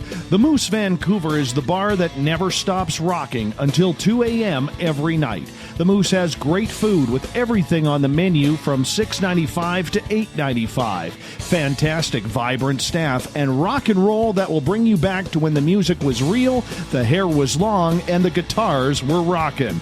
Get your party on at the Moose Vancouver, the official party bar of Spaced Out Radio. Did you know Spaced Out Radio runs 7 days a week? Hi there, this is Tessa Nicole Thomas, and I'm here to take you on a paranormal journey each Saturday and Sunday night. Why change the station when you have it all right here? Together, we'll hang out and share some strange and scary stories. And don't forget, we have Psychic Sundays as well, so come tune in Spaced Out Weekend. We get going at 9 p.m. Pacific, midnight Eastern, only at spacedoutradio.com, where we own the night. Are you tired of being blocked, shadow banned, or placed in jail for simply posting your thoughts on social media? Social Media Freedom can take care of that for you. Social Media Freedom is the newest and one of the best free new apps that allows you the freedom to post what you want, when you want. It takes seconds to download from your app store. Come join the tribe at Social Media Freedom. It's time to set yourself free. Coming soon to our website, spacedoutradio.com, is the SOR Space Travelers Club. For just $5 a month, you can get into a private area on our site where you can hang with other listeners in our chat room, post in our forum, and check out a bunch of exclusive content and store that won't be found anywhere else, including a nightly after-show party with Dave. It's going to be the best $5 a month you're going to spend. The SOR Space Travelers, only at spacedoutradio.com. We're bringing scientific thought to the paranormal. Hi there, this is Spaced Out Radio scientist Chris Cogswell.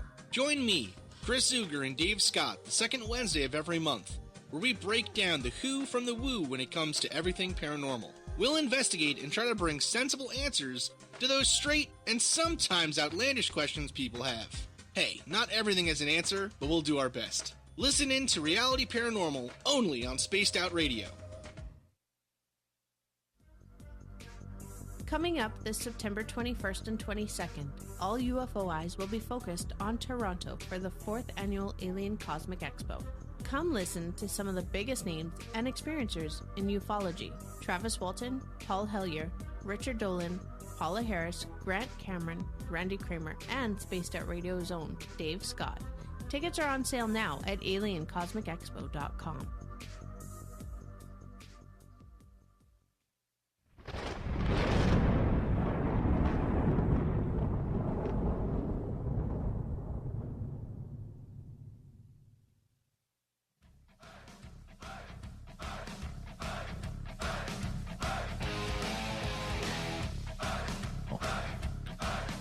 Welcome back to the halfway point of Spaced Out Radio. Tonight, I am your host, Dave Scott. Great to have you along for the ride. All paranormal, all night tonight. Glad to have you with us. Remember, a great way to support what we do on Spaced Out Radio is to head over to our website, spacedoutradio.com. Click on our shop tab, pick yourself up some swag, t-shirts, socks, hoodies, hats, you name it, we got it. Go check it on out for yourself or someone you know today. Tonight we are talking with John and Stacey Edwards. Now, this couple has been involved in the paranormal since 1997. From ET abduction to chasing down ghosts through hallways, they've gone at it. They got a great book out called Till Death and Beyond, which can be found on Amazon or on their website, paranormalsideshow.com. John and Stacey, welcome back to the show. Thanks, Dave. Appreciate it. No problem. No problem. Now, funny note here, because if you're just tuning in, John also is a wrestler. Stacey was telling me during the break, while John was away, that they can't have portable tables anymore because John decides that he's going to put his friends through the table. I want to be at that party, John. I want to be at that party. I'm just letting you know. Thank you. Thank you so much. I appreciate that. Now, I want to continue on with your book here for a little bit because there's a couple other chapters that really got me interested, and then we'll move on to some more cryptid and UFO type talk. But I love the titles of your chapters. They're various plays on movies and cute little quotes like this one, Chapter 8, A Field of Theories. Now, I think of a field of dreams when I see a field of, but tell me about that, John. Well, basically that's just talking about the fact that there's no, there is some canon, as I mentioned earlier, in ghost hunting and paranormal field that we look at and we have all accepted. And you also mentioned the fact that you see everybody on the television shows pretty much doing what was created in this canon in the field, if you will, where we're going to go in and do shaving a haircut, knocking on a wall until, for 45 minutes until a ghost either gets driven insane and leaves or actually hits the last two knocks. So I don't fall into that. I try to really go where it takes us. And, it's basically a chapter just saying there's no exact science to it. So, don't be afraid to try things different than what you've seen. Obviously, there are proven methods, proven, measurements that seem to be telling us that we are communicating with the spirit, but those measurements haven't exactly produced Abraham Lincoln sitting on the bed with me at the same time. And so, really you got to dive into it a little bit. And some of the theories, for instance, and I don't want to jump on it into another chapter, but it's part of it with the theories, is the keeper theory, for instance. It's a theory that I truly believe that other people have this theory, but maybe they haven't named it. And it's what I was talking about when you see a good comedian. They always talk about something that, my wife, we went out to see this, but she was falling asleep at 9:30 and then I'm sitting there looking at Stacey because, Stacey's sleeping at 9:30. And it's something that's relatable. And you're like, oh my God, they get me. Basically, that's what I like to look at and sort of organize my thoughts around those type of things.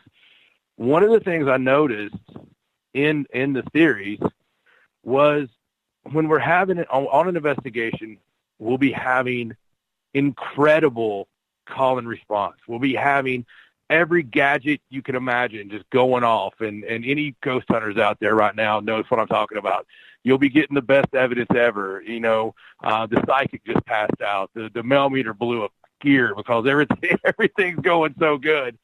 And then all of a sudden, everything stops. It completely dies out.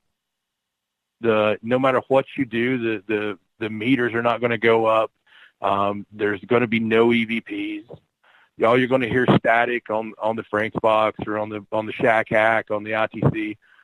You're not going to get anything. And that bothered me. Now, I know the prevailing theory is, well, the ghost must have got tired. You know, ghosts are made of energy. It must have used all its energy up. And I'm like, well, yeah, except, you know, we've offered it to use our energy. We've got 10,000 batteries sitting here, probably some kind of nuclear hazard. And, you know, but still yet everything just stopped.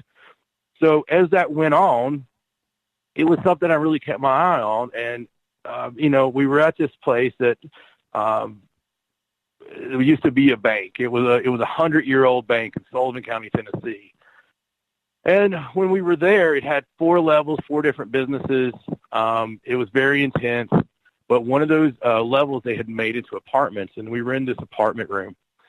And we were sitting there, and it was Stacey and myself and my partner of ours, Tim Clark, at the time. And we were sitting there doing this investigation, and we were getting call and response with a female. And, I mean, we were doing short burst sessions on an EVP recorder, and it was Class A stuff. I was like, you know, is there somebody in here? You know, blah, blah. And I was getting yeses. I think I even got a name. And then all of a sudden, on the call and response short burst session, I got a shut up. And it was a male. It was an angry sound. And I was like, at the time, I was like, you know, that's really strange. But all the activity quit. The K2 meter and a mail meter at the time both were registering. And the mail meter was like a 3.2 milligauss, and it completely went to flat. They had been doing the flashlight trick and turning the flashlight on, completely stopped. The vibe in the room felt like something had left, and it really bothered me. So I went ahead and reviewed the audio I had going the entire time. When Tim, who was working with us that night, had turned on the camera to take some pictures, some still pictures. The camera makes that sound when you're turning on a camera, that is you powering up. When he turned it on, there's a Class A EVP that I still have to this day that says, "Turn the camera off." Angry, bitter sounding Class A EVP. So that was when this really got into my crawl about there being a dominant spirit in these places that controls the other spirits. Weaker spirits, maybe. In some cases, you know, that maybe it's something else. So we're at the world-famous Waverly Hills after that, right? So been to Waverly several times.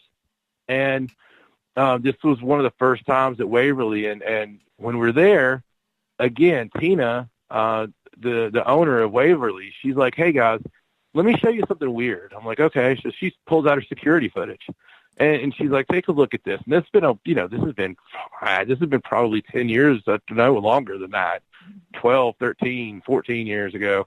Anyway, she pulled out the security footage, and she showed this orb that goes to the front gate. And it went to the front gate, and when it got to the front gate, for a split second, there was like an apparition, but then another orb came, and it was almost like it took it back. Both orbs returned back to the building. And when we're sitting there watching that, I've been thinking about this keeper thing, and I didn't have a name keeper in my head yet, but I'd been thinking about this this dominant thing. It's one spirit that's ruling over the other spirits.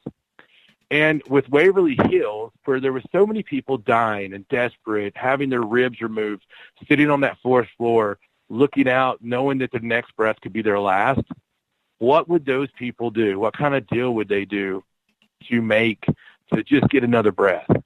You know, and what kind of things would take advantage of that? So I started thinking, you know, are these people trapped here for a reason? Is there a certain reason? Is there something looking over them that, you know, good or bad, that they can't leave? It was really happening in all these large buildings. And it's something that I noticed. We would always have this great activity, and then it would stop. So the last place that I'll talk about here, I was at a theater. An actual operating cinema asked us to come investigate. They had 7 theaters, and they had a janitor die in Theater 7. So we were investigating the entire place, and we were in there and having great activity once again, and this was a violent haunting. It was so violent that a whole row of theater seats got pulled up. Connected theater seats that are screwed into the floor got ripped up out of the floor and scared the people that worked there so bad they called us.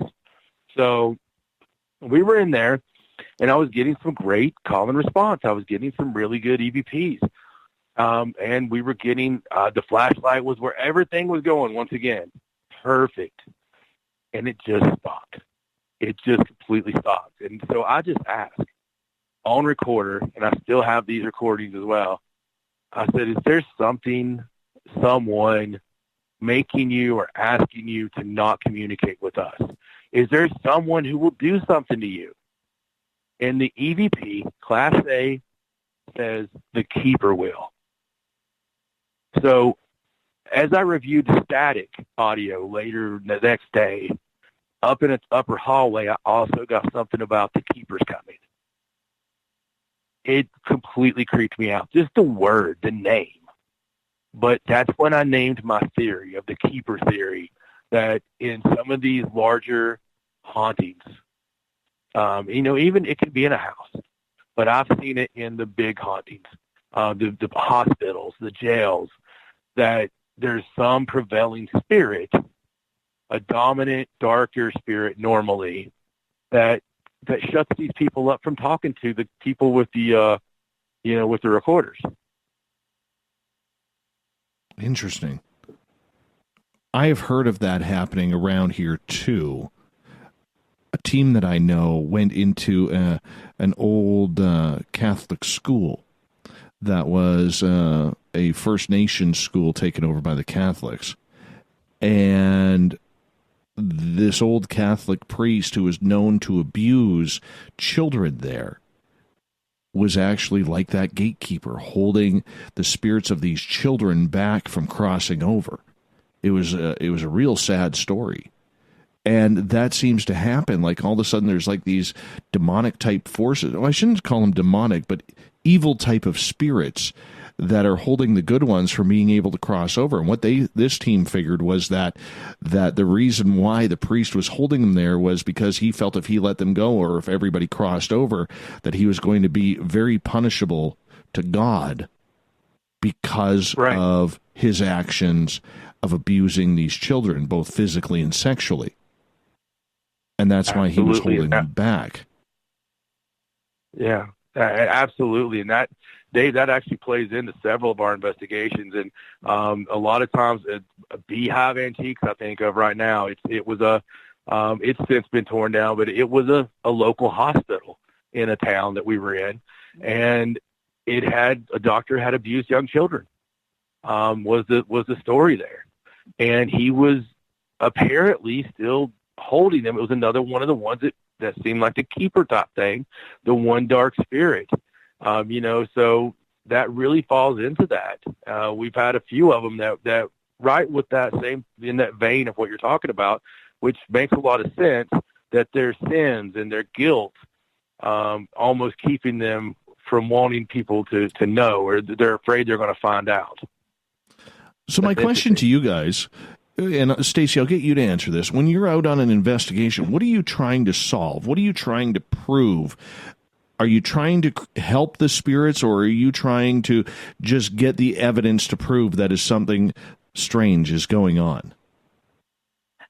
We are more just trying to get the evidence of what's going on. We don't go in trying to cross spirits over or help them. Now, if there is a way we can help them and they ask for that specifically, of course we would try to do that. But we don't specifically go in on an investigation to try and cross over spirits, or we don't feel like we should attempt to push them in any certain direction because we don't know enough about that situation. We don't know that crossing over a spirit is what that spirit needs, or whether, where they're going to go when that happens. So we don't even try to do anything of that sort. We just go in, we want to get the evidence, we want to get definitive proof for people that don't believe that that's something, that don't believe in ghosts. Exactly. I know for myself, I've always been someone that believed in spirits, and I know that there are people that flat out do not believe that there's any kind of afterlife. And I like to think that, once our loved ones pass and cross over, that they still can be around, that they still can visit us. And I just like to get proof of that, proof that you can communicate with, spirits that are still here. I'd like to know why they're still here, but not necessarily try to change their situation. So how do you help people? Well, that's interesting, but with the people aspect of it, we've had them ask us as clients, if it's my aunt, can you help them pass over to the other side and let them know it's okay? When it comes down to that personal aspect of it, yes, we will do it. It's that we just don't come into your home or your business and purposely try to get rid of the ghost. We're trying to gain information. What are we dealing with? Who are we dealing with? For the same purpose of the reason you just told me about with the First Nation and kids and the Catholics. And if you don't ask these kind of questions, you're not going to get the answers. And that's the whole thing, is we want to be able to develop this story, let this story write itself, because most every place has a story. It's just like earlier you're talking about, a lot of times people will be like, well, I don't believe in this, I don't believe in that. I've got a theory that everybody has a paranormal story. Everybody, especially the skeptic, because as soon as they get it out of their mouth, you're like, I don't believe all that. I mean, my grandfather comes and opens all the cabinets every Christmas, but other than that, I don't believe it. So it's just like that with the ghosts too. They all seem to have a story, and we try to get that. And now that doesn't mean that if we go somewhere and there's a negative haunting that we don't try to do something about that. Oh, absolutely. Yeah. Now, if people are being injured or there's, children involved, somebody's scared, that's a different situation. Yeah. And negative haunting to us is different than just a ghost. Yeah. It's a totally different situation. So, of course, in that situation, we're going to do everything we can to, exercise that negative spirit or that negative entity. I want to take us down the road of the cryptids for a little bit here, because this is something that you guys have added to your forte as well. What made you decide that you wanted to start bringing in the cryptid investigation? Because for a lot of people, there is a big mystique about seeing something that's not supposed to exist in a forest, or maybe walking across a highway or something along those lines. Yet, here we are. Thousands of people are investigating this creature, and nobody really knows if it truly exists except for those who have had that experience. Stacey, what's your thoughts?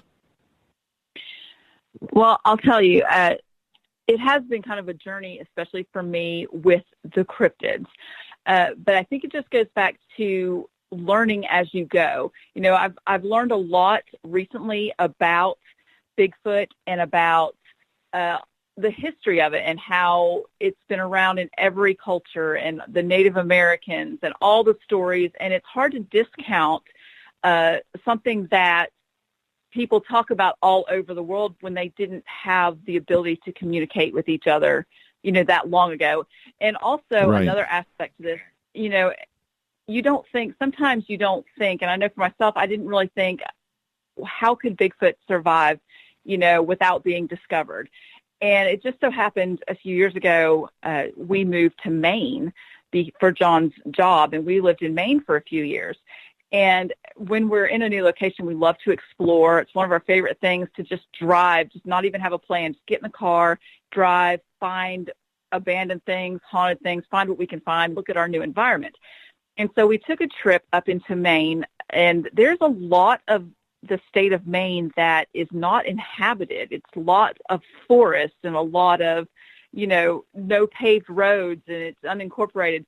And until you drive up into that kind of country, you don't really realize how easy something could live there and never be discovered. I had no idea. And we started driving through the woods, and, you could walk 5 feet into the woods and be lost.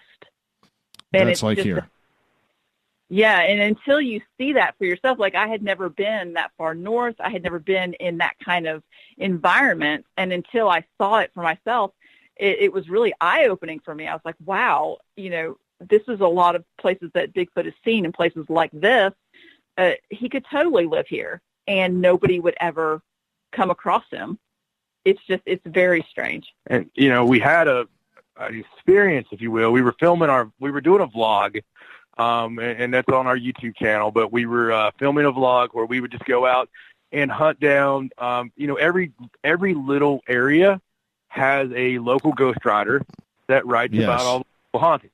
And so we like to go to an area and buy that book, like go to the local information place, the local museum. They'll always have the local author.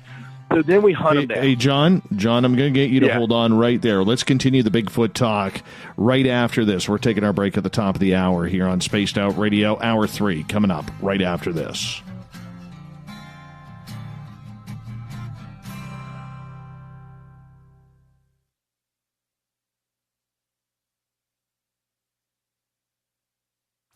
Come hang out with Spaced Out Radio, where we own the night.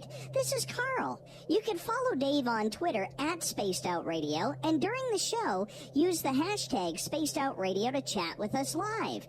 On Instagram, at Dave Scott SOR. On Facebook, give our page a like, Spaced Out Radio Show. SOR archives are free on YouTube at Spaced Out Radio. Come join us, or I will come join you. See you at your window.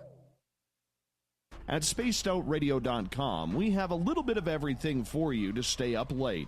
So while you're there, check out our SOR Newswire, where our team brings you stories of the weird and strange to the WTF from around the globe. News on Bigfoot, UFOs, paranormal, Darwinian-type crime tales. It's the stories that the mainstream media usually won't touch. Well, we got them all on the SOR Newswire, only at spacedoutradio.com.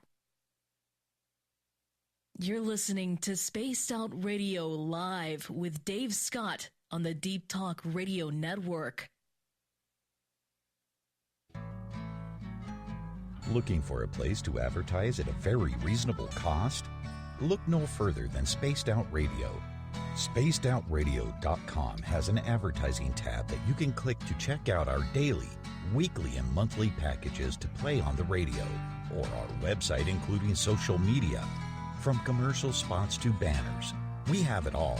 Check out our competitive pricing today.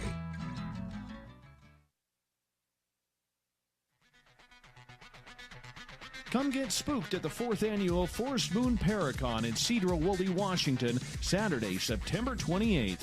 UFOs, ghosts, aliens, Bigfoot. Speakers include Mike Morin and Jason Jordan, R. Keith Andrews, and Dave Scott from Spaced Out Radio, and so much more. There will be workshops and a VIP roundtable. Get early bird tickets now at fmparacon.com.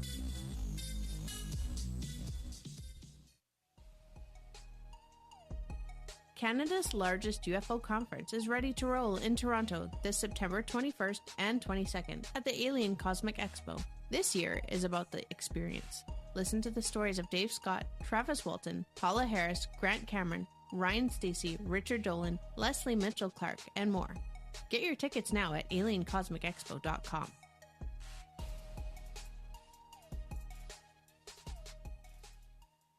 So, you love talk radio? Then you'll love TalkStreamLive.com. TalkStream Live is always on, 24/7 with the best streaming talk shows. Find your favorite talkers and discover some new ones. It's free, readily available online or on mobile with any smartphone or tablet. Finding your favorite talk shows all in one place has gotten a whole lot easier. Just go to TalkStreamLive.com. Be sure to download the free apps from Google Play or the iTunes App Store. We are getting ready to relaunch the SOR Space Travelers Club at spacedoutradio.com. For $5 a month, you can join us for a plethora of features found nowhere else. Hang out in a private chat room during the show and after party. You can check out some exclusive content and a store specifically for you, as well as a private listener forum where you can post your thoughts, stories, and pictures. The SOR Space Travelers Club, coming soon to spacedoutradio.com. Visit purpleplates.com today. For over 40 years, the Purple Energy Plates have been delivering amazing results for their many customers. Inspired by the great genius Nikola Tesla, the harmony, healing, and energetic effects of the plates have proven over and over to be beneficial and often miraculous to thousands of customers. Check their site for daily specials and choose from their many energy products. You won't be sorry. Visit them today at purpleplates.com. The Call of the Wild is in Vancouver. The Moose Vancouver is one of the hottest bars and restaurants in the city. Open until 2 a.m. nightly, the Moose will rock you like a hurricane all night long. Great food with everything on the menu at $6.95 near the corner of Nelson and Granville. Get your horns up and come rock with us. The Moose Vancouver, the official rocking bar of Spaced Out Radio. Heading to Vancouver and looking for a night on the town? The Moose Vancouver is the bar that never stops rocking until 2 a.m. every night. The Moose has great food with everything on the menu from $6.95 to $8.95. Fantastic, vibrant staff and rock and roll that will bring you back to when the music was real, the hair was long, and the guitars were rocking. Get your party on at the Moose Vancouver, the official party bar of Spaced Out Radio. The freedom to post what you want, when you want. That's the social media freedom you need. Social Media Freedom is the free app in your app store. No need to worry about going to jail or being shadow banned any longer. It's the freedom to say what you feel. The freedom to know Big Brother isn't watching. It's the way social media is supposed to be. Social Media Freedom. It's time to set yourself free. Download from your app store today. You hear footsteps in the empty room above you. A rocking chair begins rocking by itself. Don't be afraid of the things that go bump in the night. Reach for Spirit Storybox, the iPhone app the Huffington Post UK called the only ghost hunting app you will ever need. Spirit Storybox. The spirits are telling their stories. Are you listening? Get your horns up with me on Spaced Out Radio. This is Ron Bumblefoot Thal. Come tune in to SOR where you can hear me rock out with Little Brother Is Watching, the official theme song of Spaced Out Radio. And then come on over to bumblefoot.com where you can find out about my tour schedule, my music, and everything else. Bumblefoot.com keeps you up to date on what I'm doing and the best way to stay in touch with my music and music camps. Sign up for my newsletter at bumblefoot.com and remember, Little Brother Is Watching. On the first Tuesday of every month, I encourage you to come along for a journey with me, Geraldine Orozco, on The Spiritual You. Together, we will take a look at how to access the highest expression of yourself and change your life. Consciousness, ET contact, health, and wellness, we can talk about it all. So come along for a spiritual ride with me, Geraldine Orozco, on The Spiritual You, only on Spaced Out Radio. Find your escape where time has no limits. It's about living today and cherishing the heritage of yesterday. A spirit of adventure for what is new, with the nostalgia of the past. Your timepiece is a reflection of who you are. Life surrounded by beauty from the world around us to the soul within. EscapeWatches.com. There is no time like the present to enjoy your escape. Use promo code SMF2017 for your 20% discount today.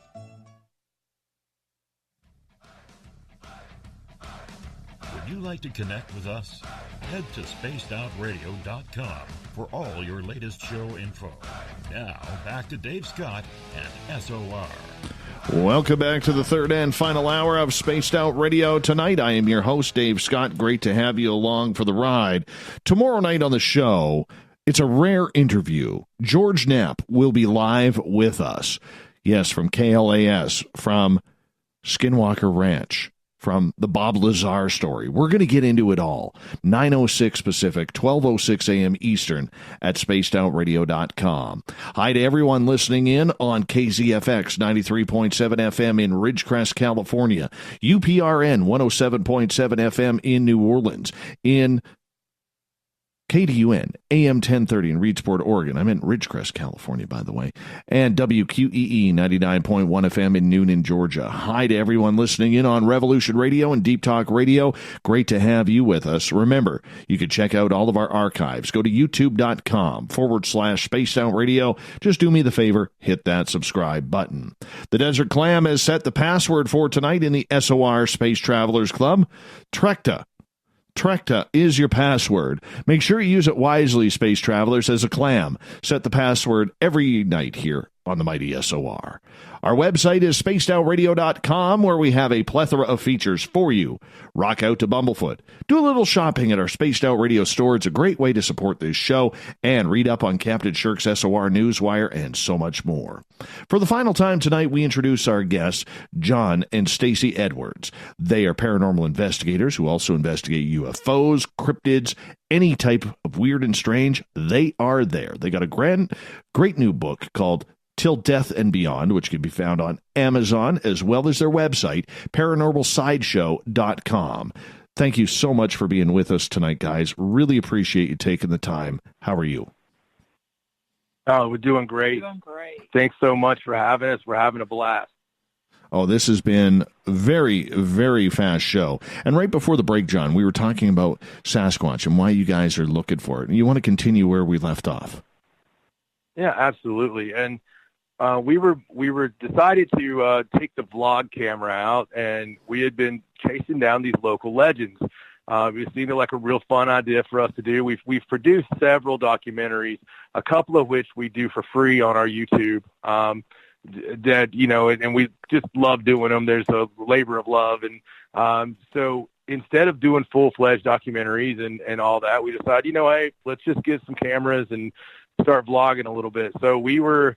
I was like, looking at the canopy thing, and what Stacey was talking about. We had went up north, and we were following one of our local legends of a white lady, because every area has one in the middle of the road, it seems like. So we were doing that, and that's when we got kind of lost in the woods one night. And when we got lost, it was dirt road, no cars anywhere. There's no gas stations around. You're not going to be found if you break down. And it was just, the realization hit us. It was just, wow, look at the canopy here. Anything can happen. And then a moose walks out.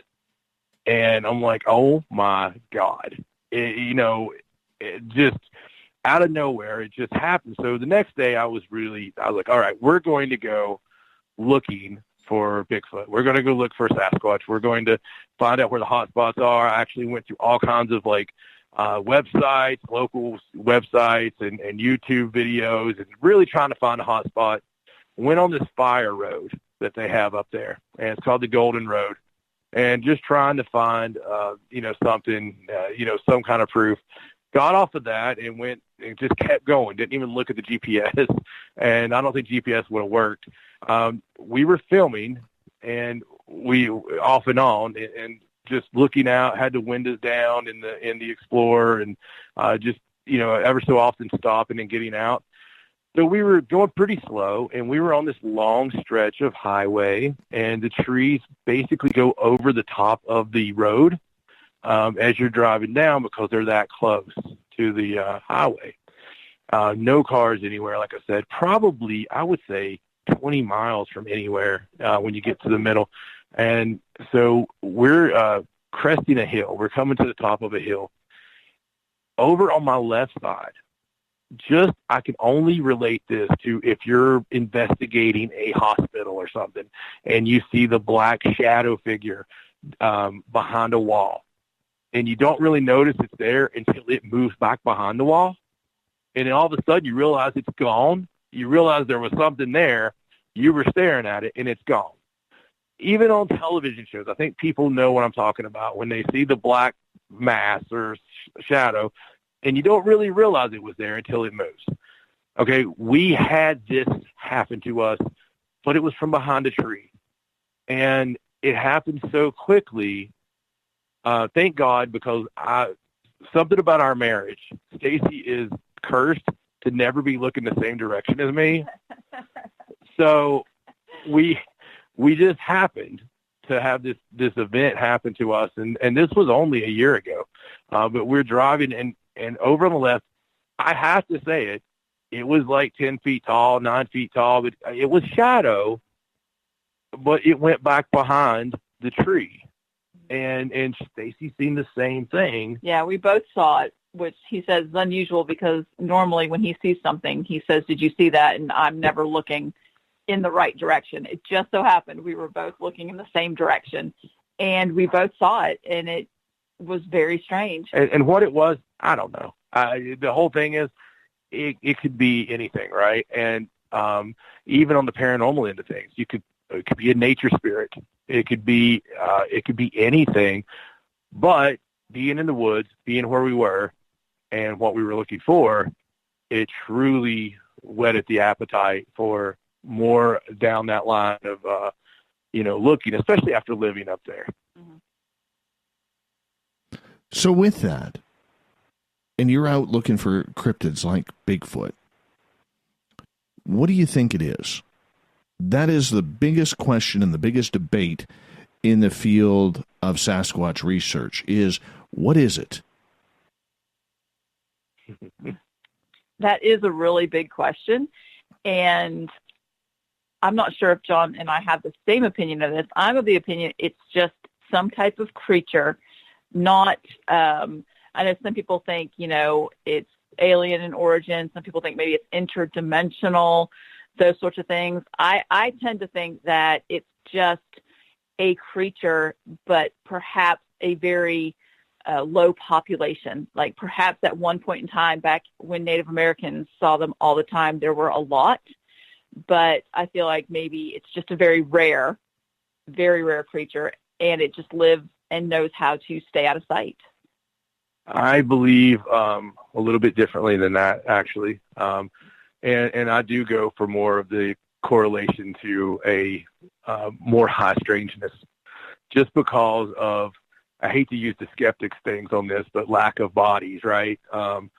Lack of evidence. There's an abundance of evidence, and at the same time, wow, you've got 10-foot monsters out there, and you would think at this point, not that I want anybody to ever shoot one, but you would think we would have a body. And, so I do believe they're out there. That's the whole thing. And not even from a personal experience as much as talking to some people who have done this for years, and their stories, people that didn't want to see anything, jeopardize their careers to tell you about it.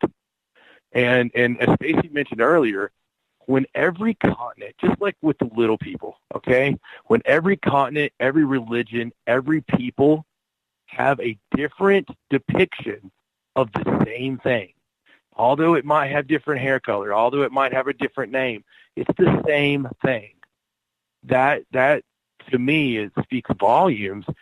I honestly, I don't know if I want to say interdimensional, but when you look at the things with the national forest, you look at the things with the national parks and all the weirdness there with the missing people and the the cover-ups and all that's really caught fire in the recent years.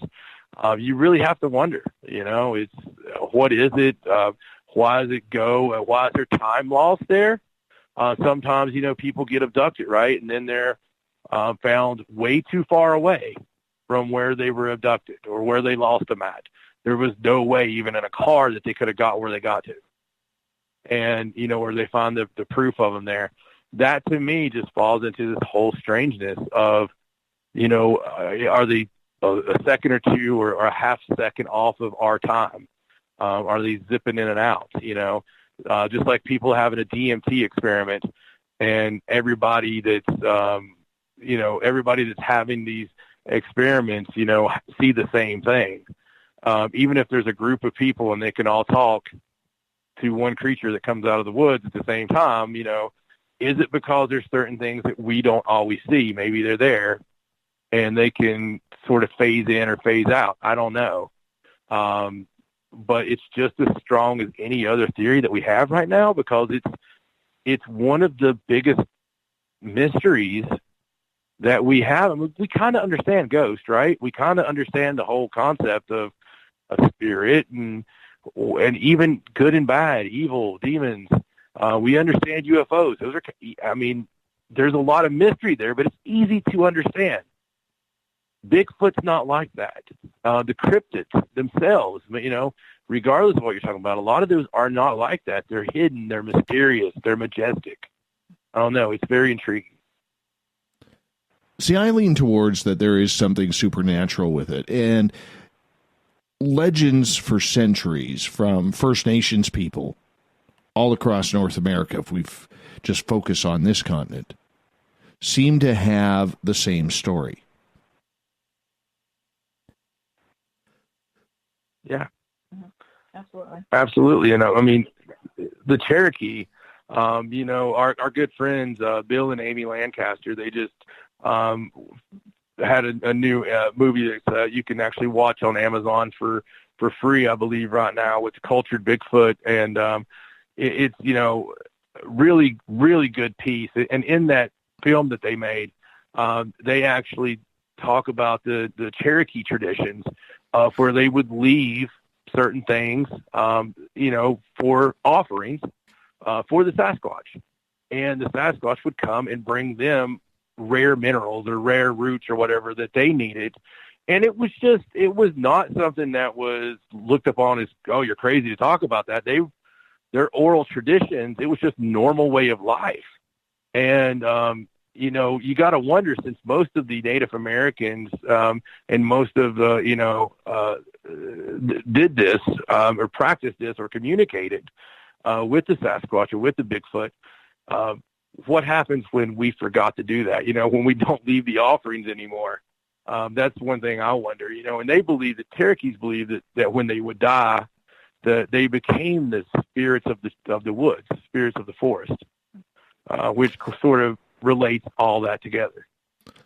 So, Stacey, in your opinion, why do you think, with all of the sightings that are reported every year, that we still don't have, I'm not going to say a body or conclusive proof, but there hasn't been really a good video since the Patterson-Gimlin film, and that's going on 50 years.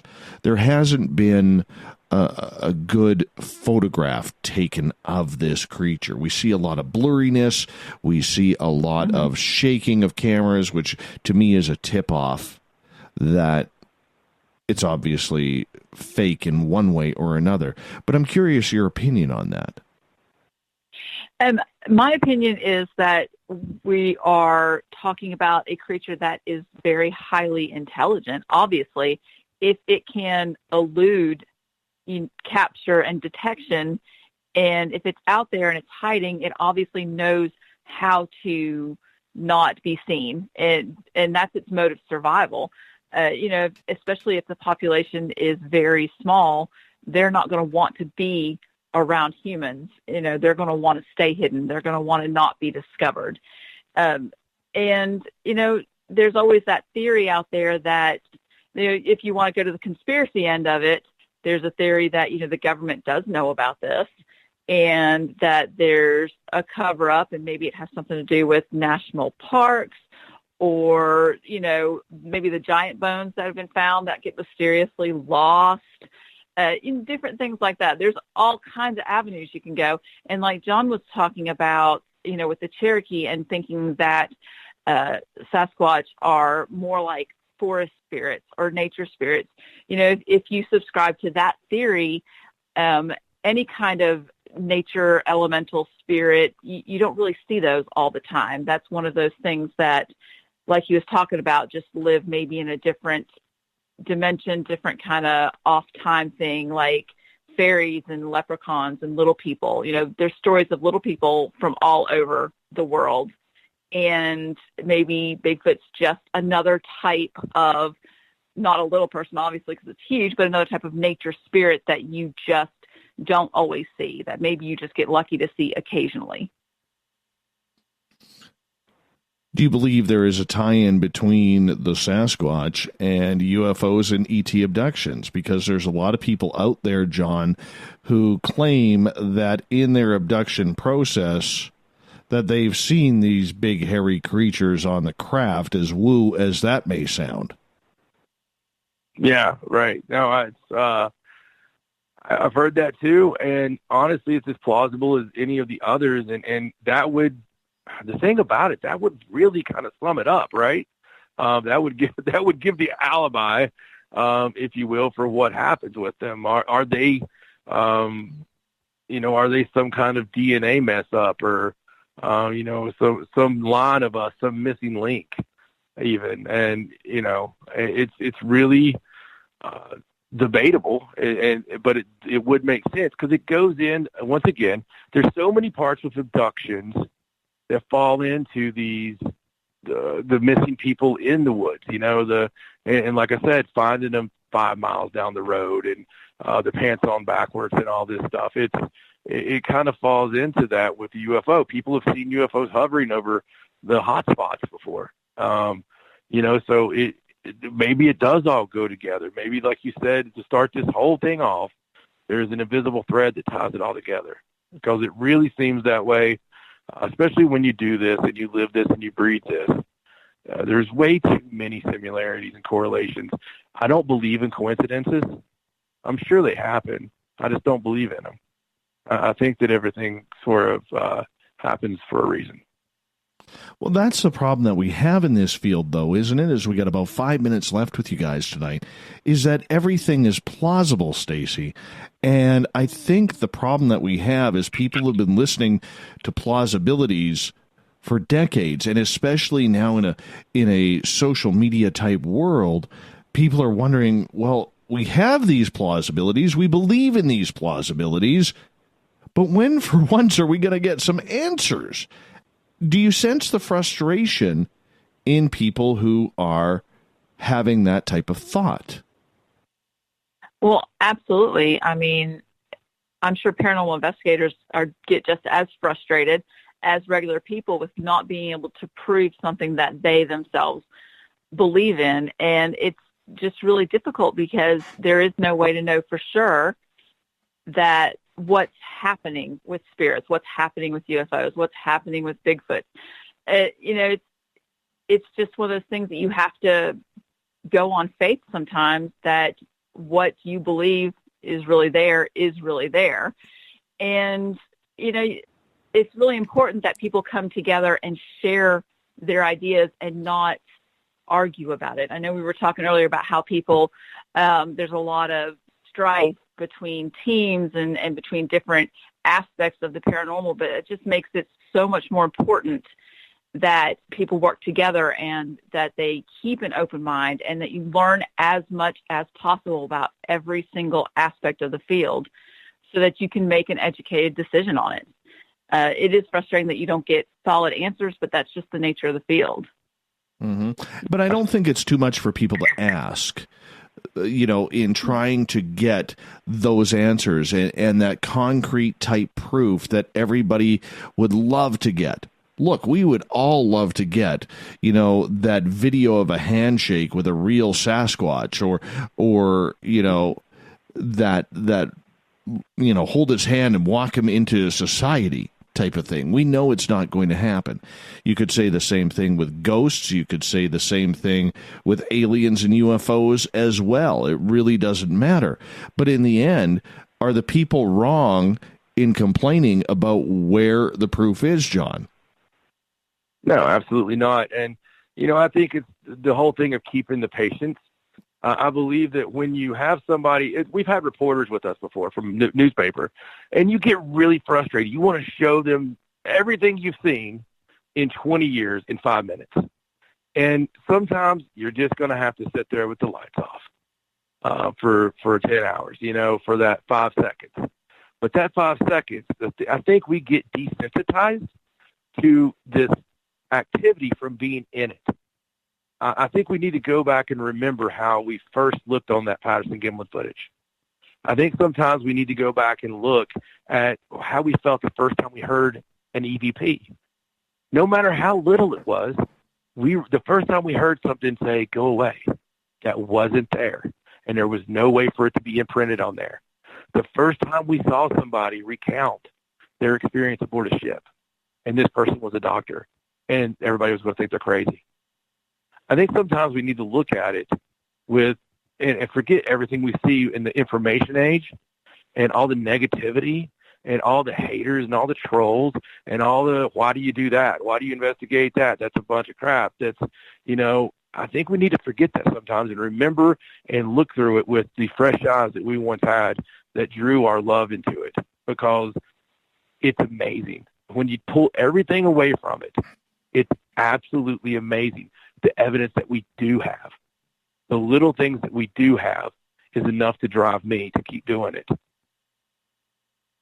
Interesting. Very interesting. I want to say a big thank you for you guys coming out tonight on Spaced Out Radio.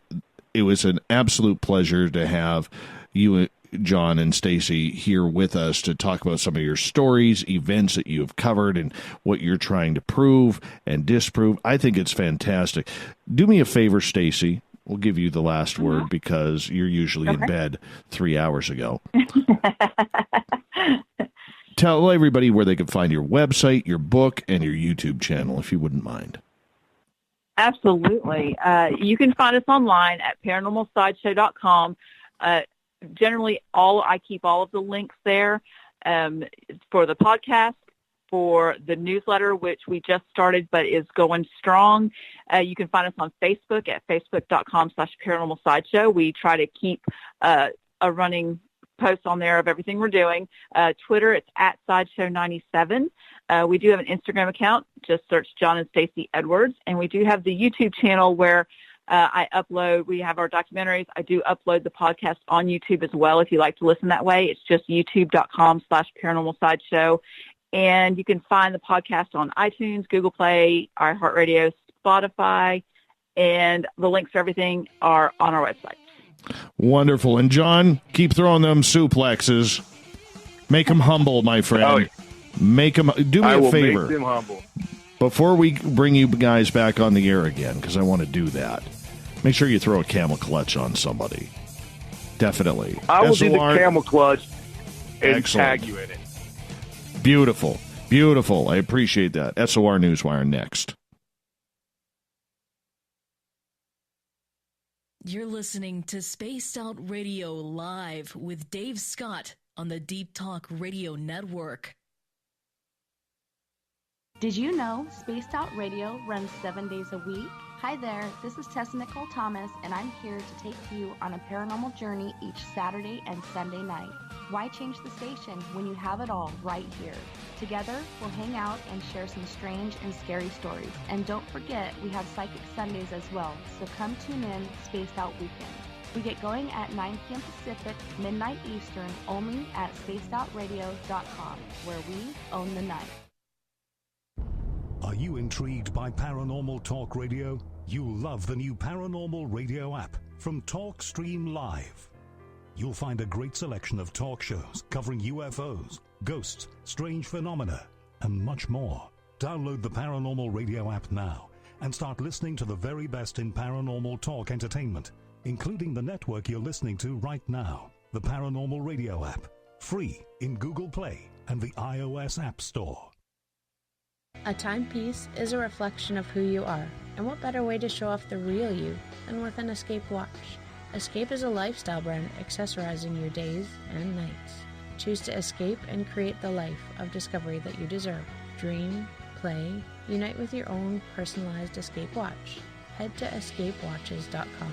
There is no time like the present to enjoy your escape. Use promo code SMF2017 for your 20% discount today. Coming up this September 21st and 22nd, all UFO eyes will be focused on Toronto for the 4th Annual Alien Cosmic Expo. Come listen to some of the biggest names and experiencers in ufology. Travis Walton, Paul Hellyer, Richard Dolan, Paula Harris, Grant Cameron, Randy Kramer, and Spaced Out Radio's own Dave Scott. Tickets are on sale now at aliencosmicexpo.com. Are you tired of being blocked, shadow banned, or placed in jail for simply posting your thoughts on social media? Social Media Freedom can take care of that for you. Social Media Freedom is the newest and one of the best free new apps that allows you the freedom to post what you want, when you want.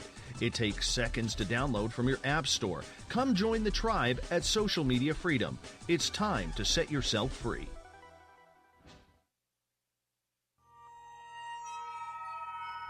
You hear footsteps in the empty room above you. A rocking chair begins rocking by itself. Don't be afraid of the things that go bump in the night. Reach for Spirit Storybox, the iPhone app the Huffington Post UK called the only ghost hunting app you will ever need. Spirit Storybox. The spirits are telling their stories. Are you listening? Looking for a place to advertise at a very reasonable cost? Look no further than Spaced Out Radio. SpacedOutRadio.com has an advertising tab that you can click to check out our daily, weekly, and monthly packages to play on the radio, or our website including social media. From commercial spots to banners, we have it all. Check out our competitive pricing today. Heading to Vancouver and looking for a night on the town? The Moose Vancouver is the bar that never stops rocking until 2 a.m. every night. The Moose has great food with everything on the menu from $6.95 to $8.95. Fantastic, vibrant staff and rock and roll that will bring you back to when the music was real, the hair was long, and the guitars were rocking. Get your party on at the Moose Vancouver, the official party bar of Spaced Out Radio.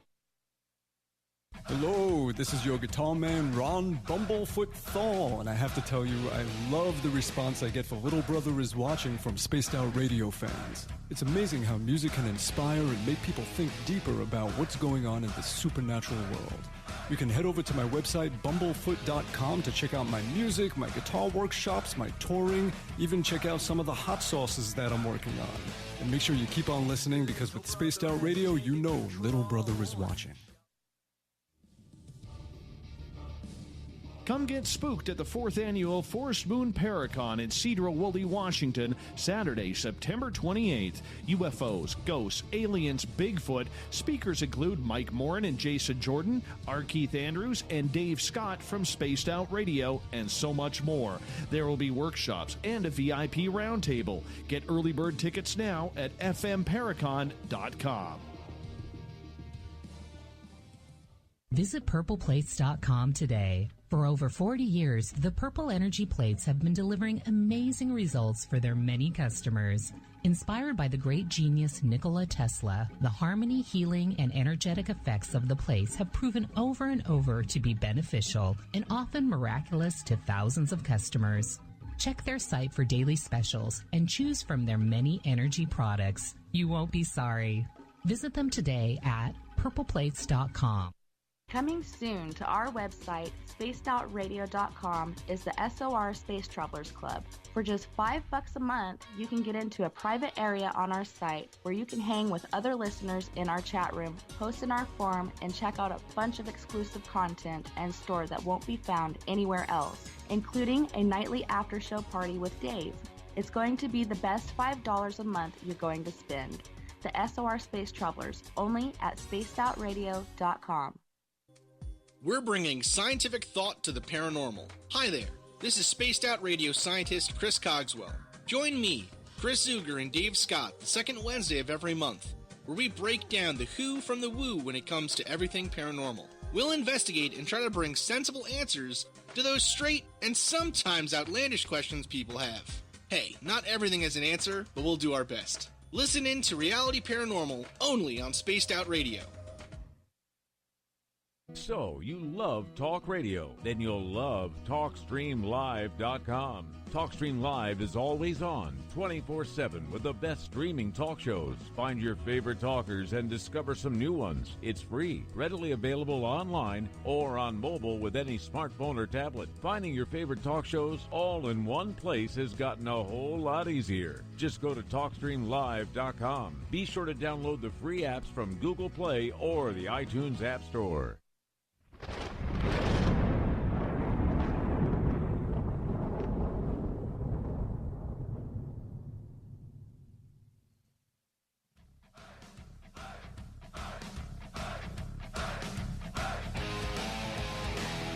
We've rounded third. We're heading for home tonight on the Mighty SOR. I am your host, Dave Scott. Great to have you along for the ride tonight as we get to the weird, the wacky, the WTF in the SOR Newswire.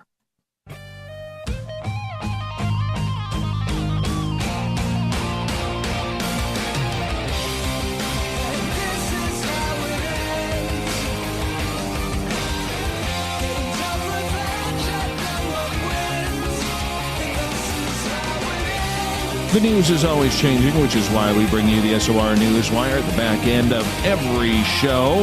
In order to find the news, all you got to do is go to our website, click on the news tab. Captain Shirk has you all set up for some of the weird, strange, and sometimes very cool stories that are out there. We're going to start off with this one. And this one comes after a painstaking search. However, finally, it seems like the last American slave ship has been identified. The last survivor of that, pardon me. Now, a lady named Ridoshi was kidnapped from West Africa, brought to an enslavement camp in Alabama. She was one of 116 children and young people that were taken from the country in 1860 aboard a ship called the Clotilda. And according to Dr. Hannah Durkin, lecturer and filmmaker out of Newcastle University School of English Literature, Language, and Linguistics, she was given the name Sally Smith. Now, she died in 1937. Now, the previous last known survivor was known as Cujo Lewis. In 1935, she passed away. However, Ridoshi's life is now being blown up virally because they're trying to figure out what happened. So they know she was a slave for like 5 years, working at the Bogue Chitto plantation house in the fields. She married a fellow slave known as William or Billy, whom she had been kidnapped with. Her husband died in the 1920s. But after everything kind of died off, and slavery, thankfully, was abolished, there was no record of all of this. So they're trying to put it together piece by piece. Dr. Durkin says this discovery increases our understanding of the slave trade back in the day because it gives meaningful voices to survivors. We can now begin to reflect on what transatlantic slavery and its aftermath was like for an individual woman. Huge, huge part of history with this. She goes on to say, what is shocking is that we now know that the trauma of the Middle Passage in the ships as a lived experience did not end until 1937, so really only like 80 years ago. It's not a long time. But the main thing is, they were able to provide this evidence now. and they're trying to find out more about this young lady who died in 1937. Just to see if they can find out more information about what she and other African Americans went through at that time. Here in British Columbia, an interesting story of the Vancouver suburb of Coquitlam. The mayor, Richard Stewart, was driving along, doing his thing along the Lougheed Highway, when the driver in front of him shamefully tossed a garbage bag of Taco Bell out the window. So the mayor, caring about his city, hit his brakes, grabbed the garbage, and then proceeded to talk to social media and posted it on his Facebook page. This is what he says. To the driver of the white Acura RDX with license plate blah, blah, blah, 06A for privacy, who threw their Taco Bell drive-through garbage out the window onto Lougheed Highway at Chilco, I've got your garbage. Says, I will drop off your garbage and your full license plate number with by law enforcement. You can pick it up there, or they could deliver it to your home address. And the mayor posted the selfie of him holding the trash. Goes on to say, litter and illegal dumping cost Coquitlam residents hundreds of thousands of dollars each year, as it does many communities and cities around North America and the world. But he's not putting up with it. No, no, no, no, no. He's being celebrated, and I think he should be. Vancouver councillor Melissa DeGenova said, hopefully after an embarrassing and expensive mistake, this litter bug will change their ways.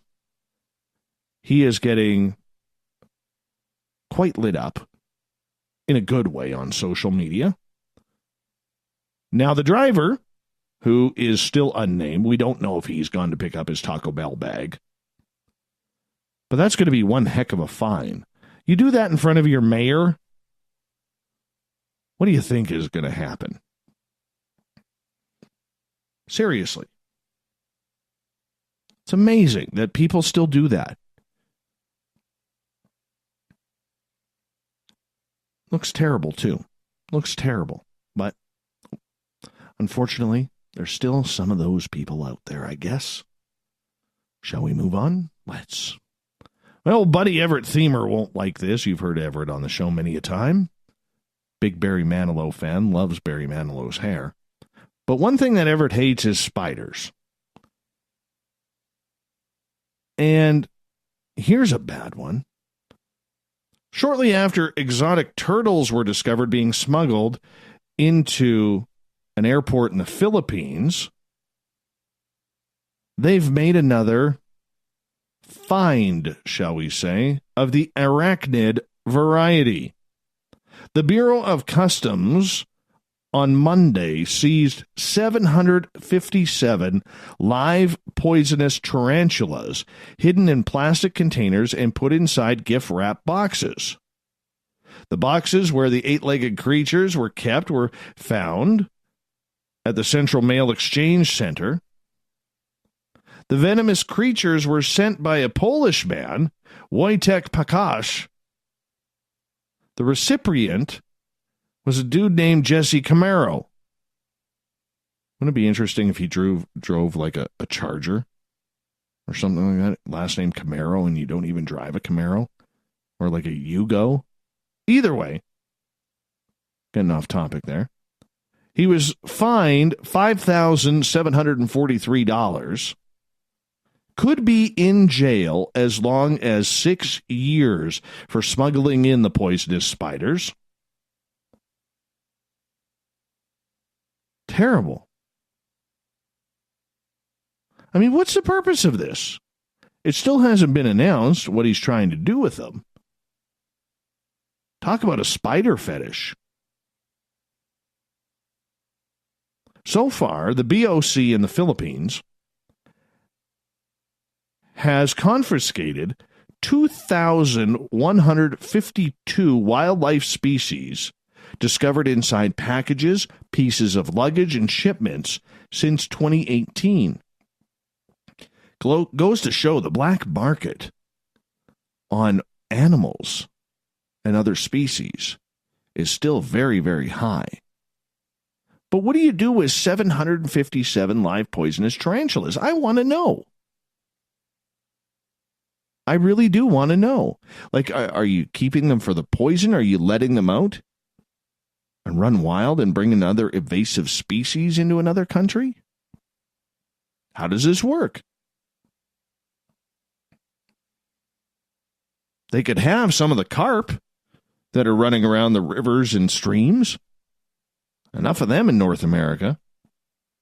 Or the pine beetle. It's ripping up forests in the Pacific Northwest.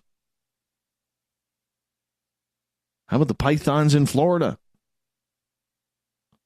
We don't do well when we bring invasive species into an area. We haven't really conquered that one yet. Wouldn't you think? Terrible. Just terrible. All right. Final story of the night goes to Florida man.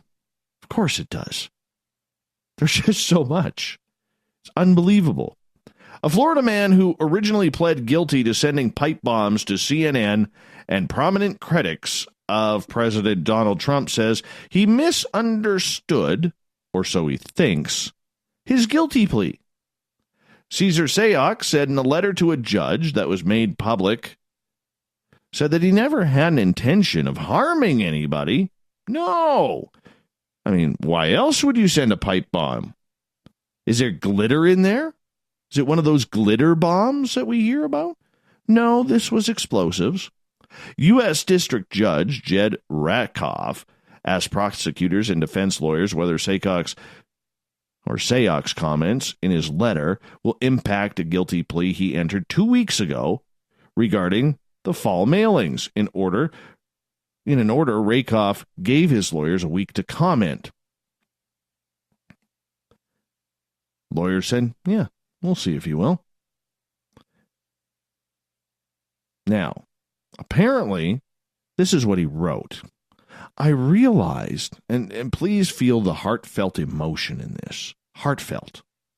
I realized that it was the wrong thing to say because under no circumstances my intent was to hurt or harm anyone. The intention was only to intimidate and scare. He's 57 years old, could face life in prison. At sentencing September 12th, after pleading guilty to various explosive-related crimes in a deal with prosecutors, if convicted at trial, he could have faced a mandatory life sentence before cutting the deal. He sent out 16 rudimentary bombs, none of which, thankfully, detonated. His targets included Hillary Clinton, Joe Biden, has his own problems right now, several members of Congress, former President Barack Obama, and actor Robert De Niro. They also sent packages with explosives to CNN offices in New York and Atlanta. Seems a little premeditated, does it not?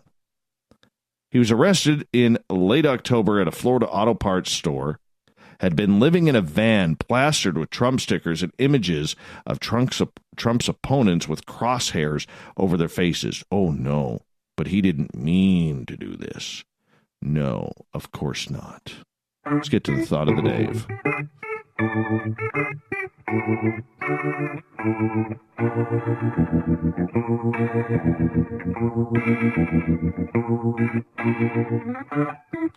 Thought of the Dave happens every night at this time, where we put a question on our Facebook and Twitter pages early on in the day, then read your responses live on the air because we absolutely love the audience participation around here. Today's Thought of the Dave is as follows. I pulled up the wrong one. That's not good. What is your weirdest encounter with something strange? You know, I got to start putting little prefaces on these things that basically say, if I put a question up, I don't want to know about your ex or your ex-mother-in-law. So let's start off with Stephen. What is your weirdest encounter with something strange? My ex-mother-in-law. Now, I feel for Stephen because literally I used to be married to a lady who had the spawn of Satan as her mother. It was funny, too, because she carried around a Bible all over the place. But do we really need to hear that? No. Let's get to Matthew. I had an encounter with a strange... Oh, my goodness. This is funny. I had an encounter with a strange light at a known haunted road northeast of Toronto. No word if it was a street lamp or not. That's funny. Kevin. Now, the Twitter crowd will love this one because this is woo times 10. Get ready, Twitter crowd. Woo times 10. Here we go with Kevin's answer. I hope you're sitting down. I became a telepathic translator for a 14-foot tall winged alpha draconian reptilian at the Alien Cosmic Expo 2017 in Toronto, Ontario. This event was witnessed by over 200 people. It terrified several people. My voice changed, and my facial expressions changed as well. Because we were telepathically merged, he allowed me to experience what it was like to be him. I felt these massive wings between my shoulder blades, and my back felt electrified. He was a massive and very powerful being. I can see Mr. Skeptic, or the ghost of Ben Turpin, on Twitter right now, absolutely thinking of something snarky to say after that one. I can't wait to read it. Woo times 10 on that one. Wow. Joe. In 1983, I had an encounter with an object not from here, and that was just one of my many strange things which has happened in the summer of 1983 in Worcester, UK. Renee, let's get to yours, shall we? She says, I encounter many strange things when entering the SOR lounge on Spreaker. Oh, wait. That's us. Oops. Do you mean other than your show? Not sure how strange you mean. Seeing ghosts all my life is normal to me. I guess seeing something hovering above the mountain range heading into Cripple Creek, Colorado on the Phantom Canyon Road and a beam coming down from it. Turns out there was animal mutilations found the next day in the area. That's a good peak woo times about 6. Very good, Renee. Gabe. Definitely the shadow creature that looked like a giant deformed squirrel. Damn, those babies could move. I was in such shock. I didn't videotape it. I actually thought they were pit bulls at the time and tried to warn a lady about them, but she was in a daze or didn't care. It was not until later that day that I reflected on it and thought those damn things were shadow creatures. Ooh, that's a little eerie. Catherine, this is about a feeling. I was selling computer goods to the Buckley Air Force Base, and I had to drop them off on the inside of a massive field of a golf ball-shaped radar station. I pulled up to the designated spot. I got out, and that's where I felt it. I could feel the target on me. I was walking to a small trailer. On the inside were 6 guards, each with a rifle ready to shoot. This is the first time in my life I ever felt a gun's presence before, and when I walked into that little room and I saw all the other guards, I was very alert. One said, I can sign, and then they took the equipment. I was sent out to my car and left. What was strange was the tension, and the scope said on me. I had never felt this before, and this was a weird situation. Alfred, the Green Goblin, a.k.a. insectoid creature. Stunak, Dave, I did once work with you. Thanks, appreciate that. Carl, Human Carl. After over 30 years of employment involving state-of-the-art high technology together with the professionalism of my coworkers, my first day as a new employee at Walmart was fairly bizarre. Wow. Human Carl, fantastic. That's a good way to end it. Human Carl, the man, the myth, and the Walmart legend. Right there, all wrapped into one. Remember, you can find all of our news on our website, spacedoutradio.com. All put together by Captain Shirk, brought to you by Paranoia Magazine. So make sure you check it on out. Would really appreciate that. Big thank you again to John and Stacey Edwards for coming on the show tonight. It was awesome to have them. They were a lot of fun. All we need is next time maybe talk a little bit more wrestling. Because I'm a big old school wrestling guy. Don't tell Mrs. SOR. Tomorrow night on the show, I hope you're all here. It's going to be a fantastic one. Mr. George Knapp from KLS TV, KLAS TV in Las Vegas. The man who broke some of the biggest stories in ufology in the world. A rare interview with him, 9:06 Pacific, 12:06 a.m. Eastern at spacedoutradio.com. We got Mr. Ron Bumblefoot THAL rocking in the background with Little Brother is Watching. Bumblefoot is the official music of Spaced Out Radio, rocking us in and out of every single show. Get your horns up for the guitar god himself.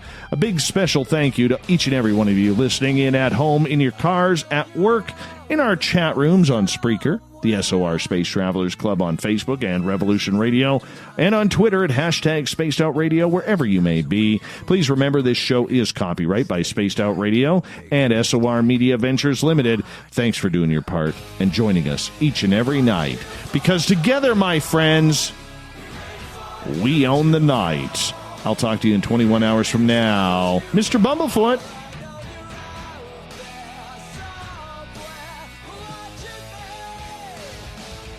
We need a favor.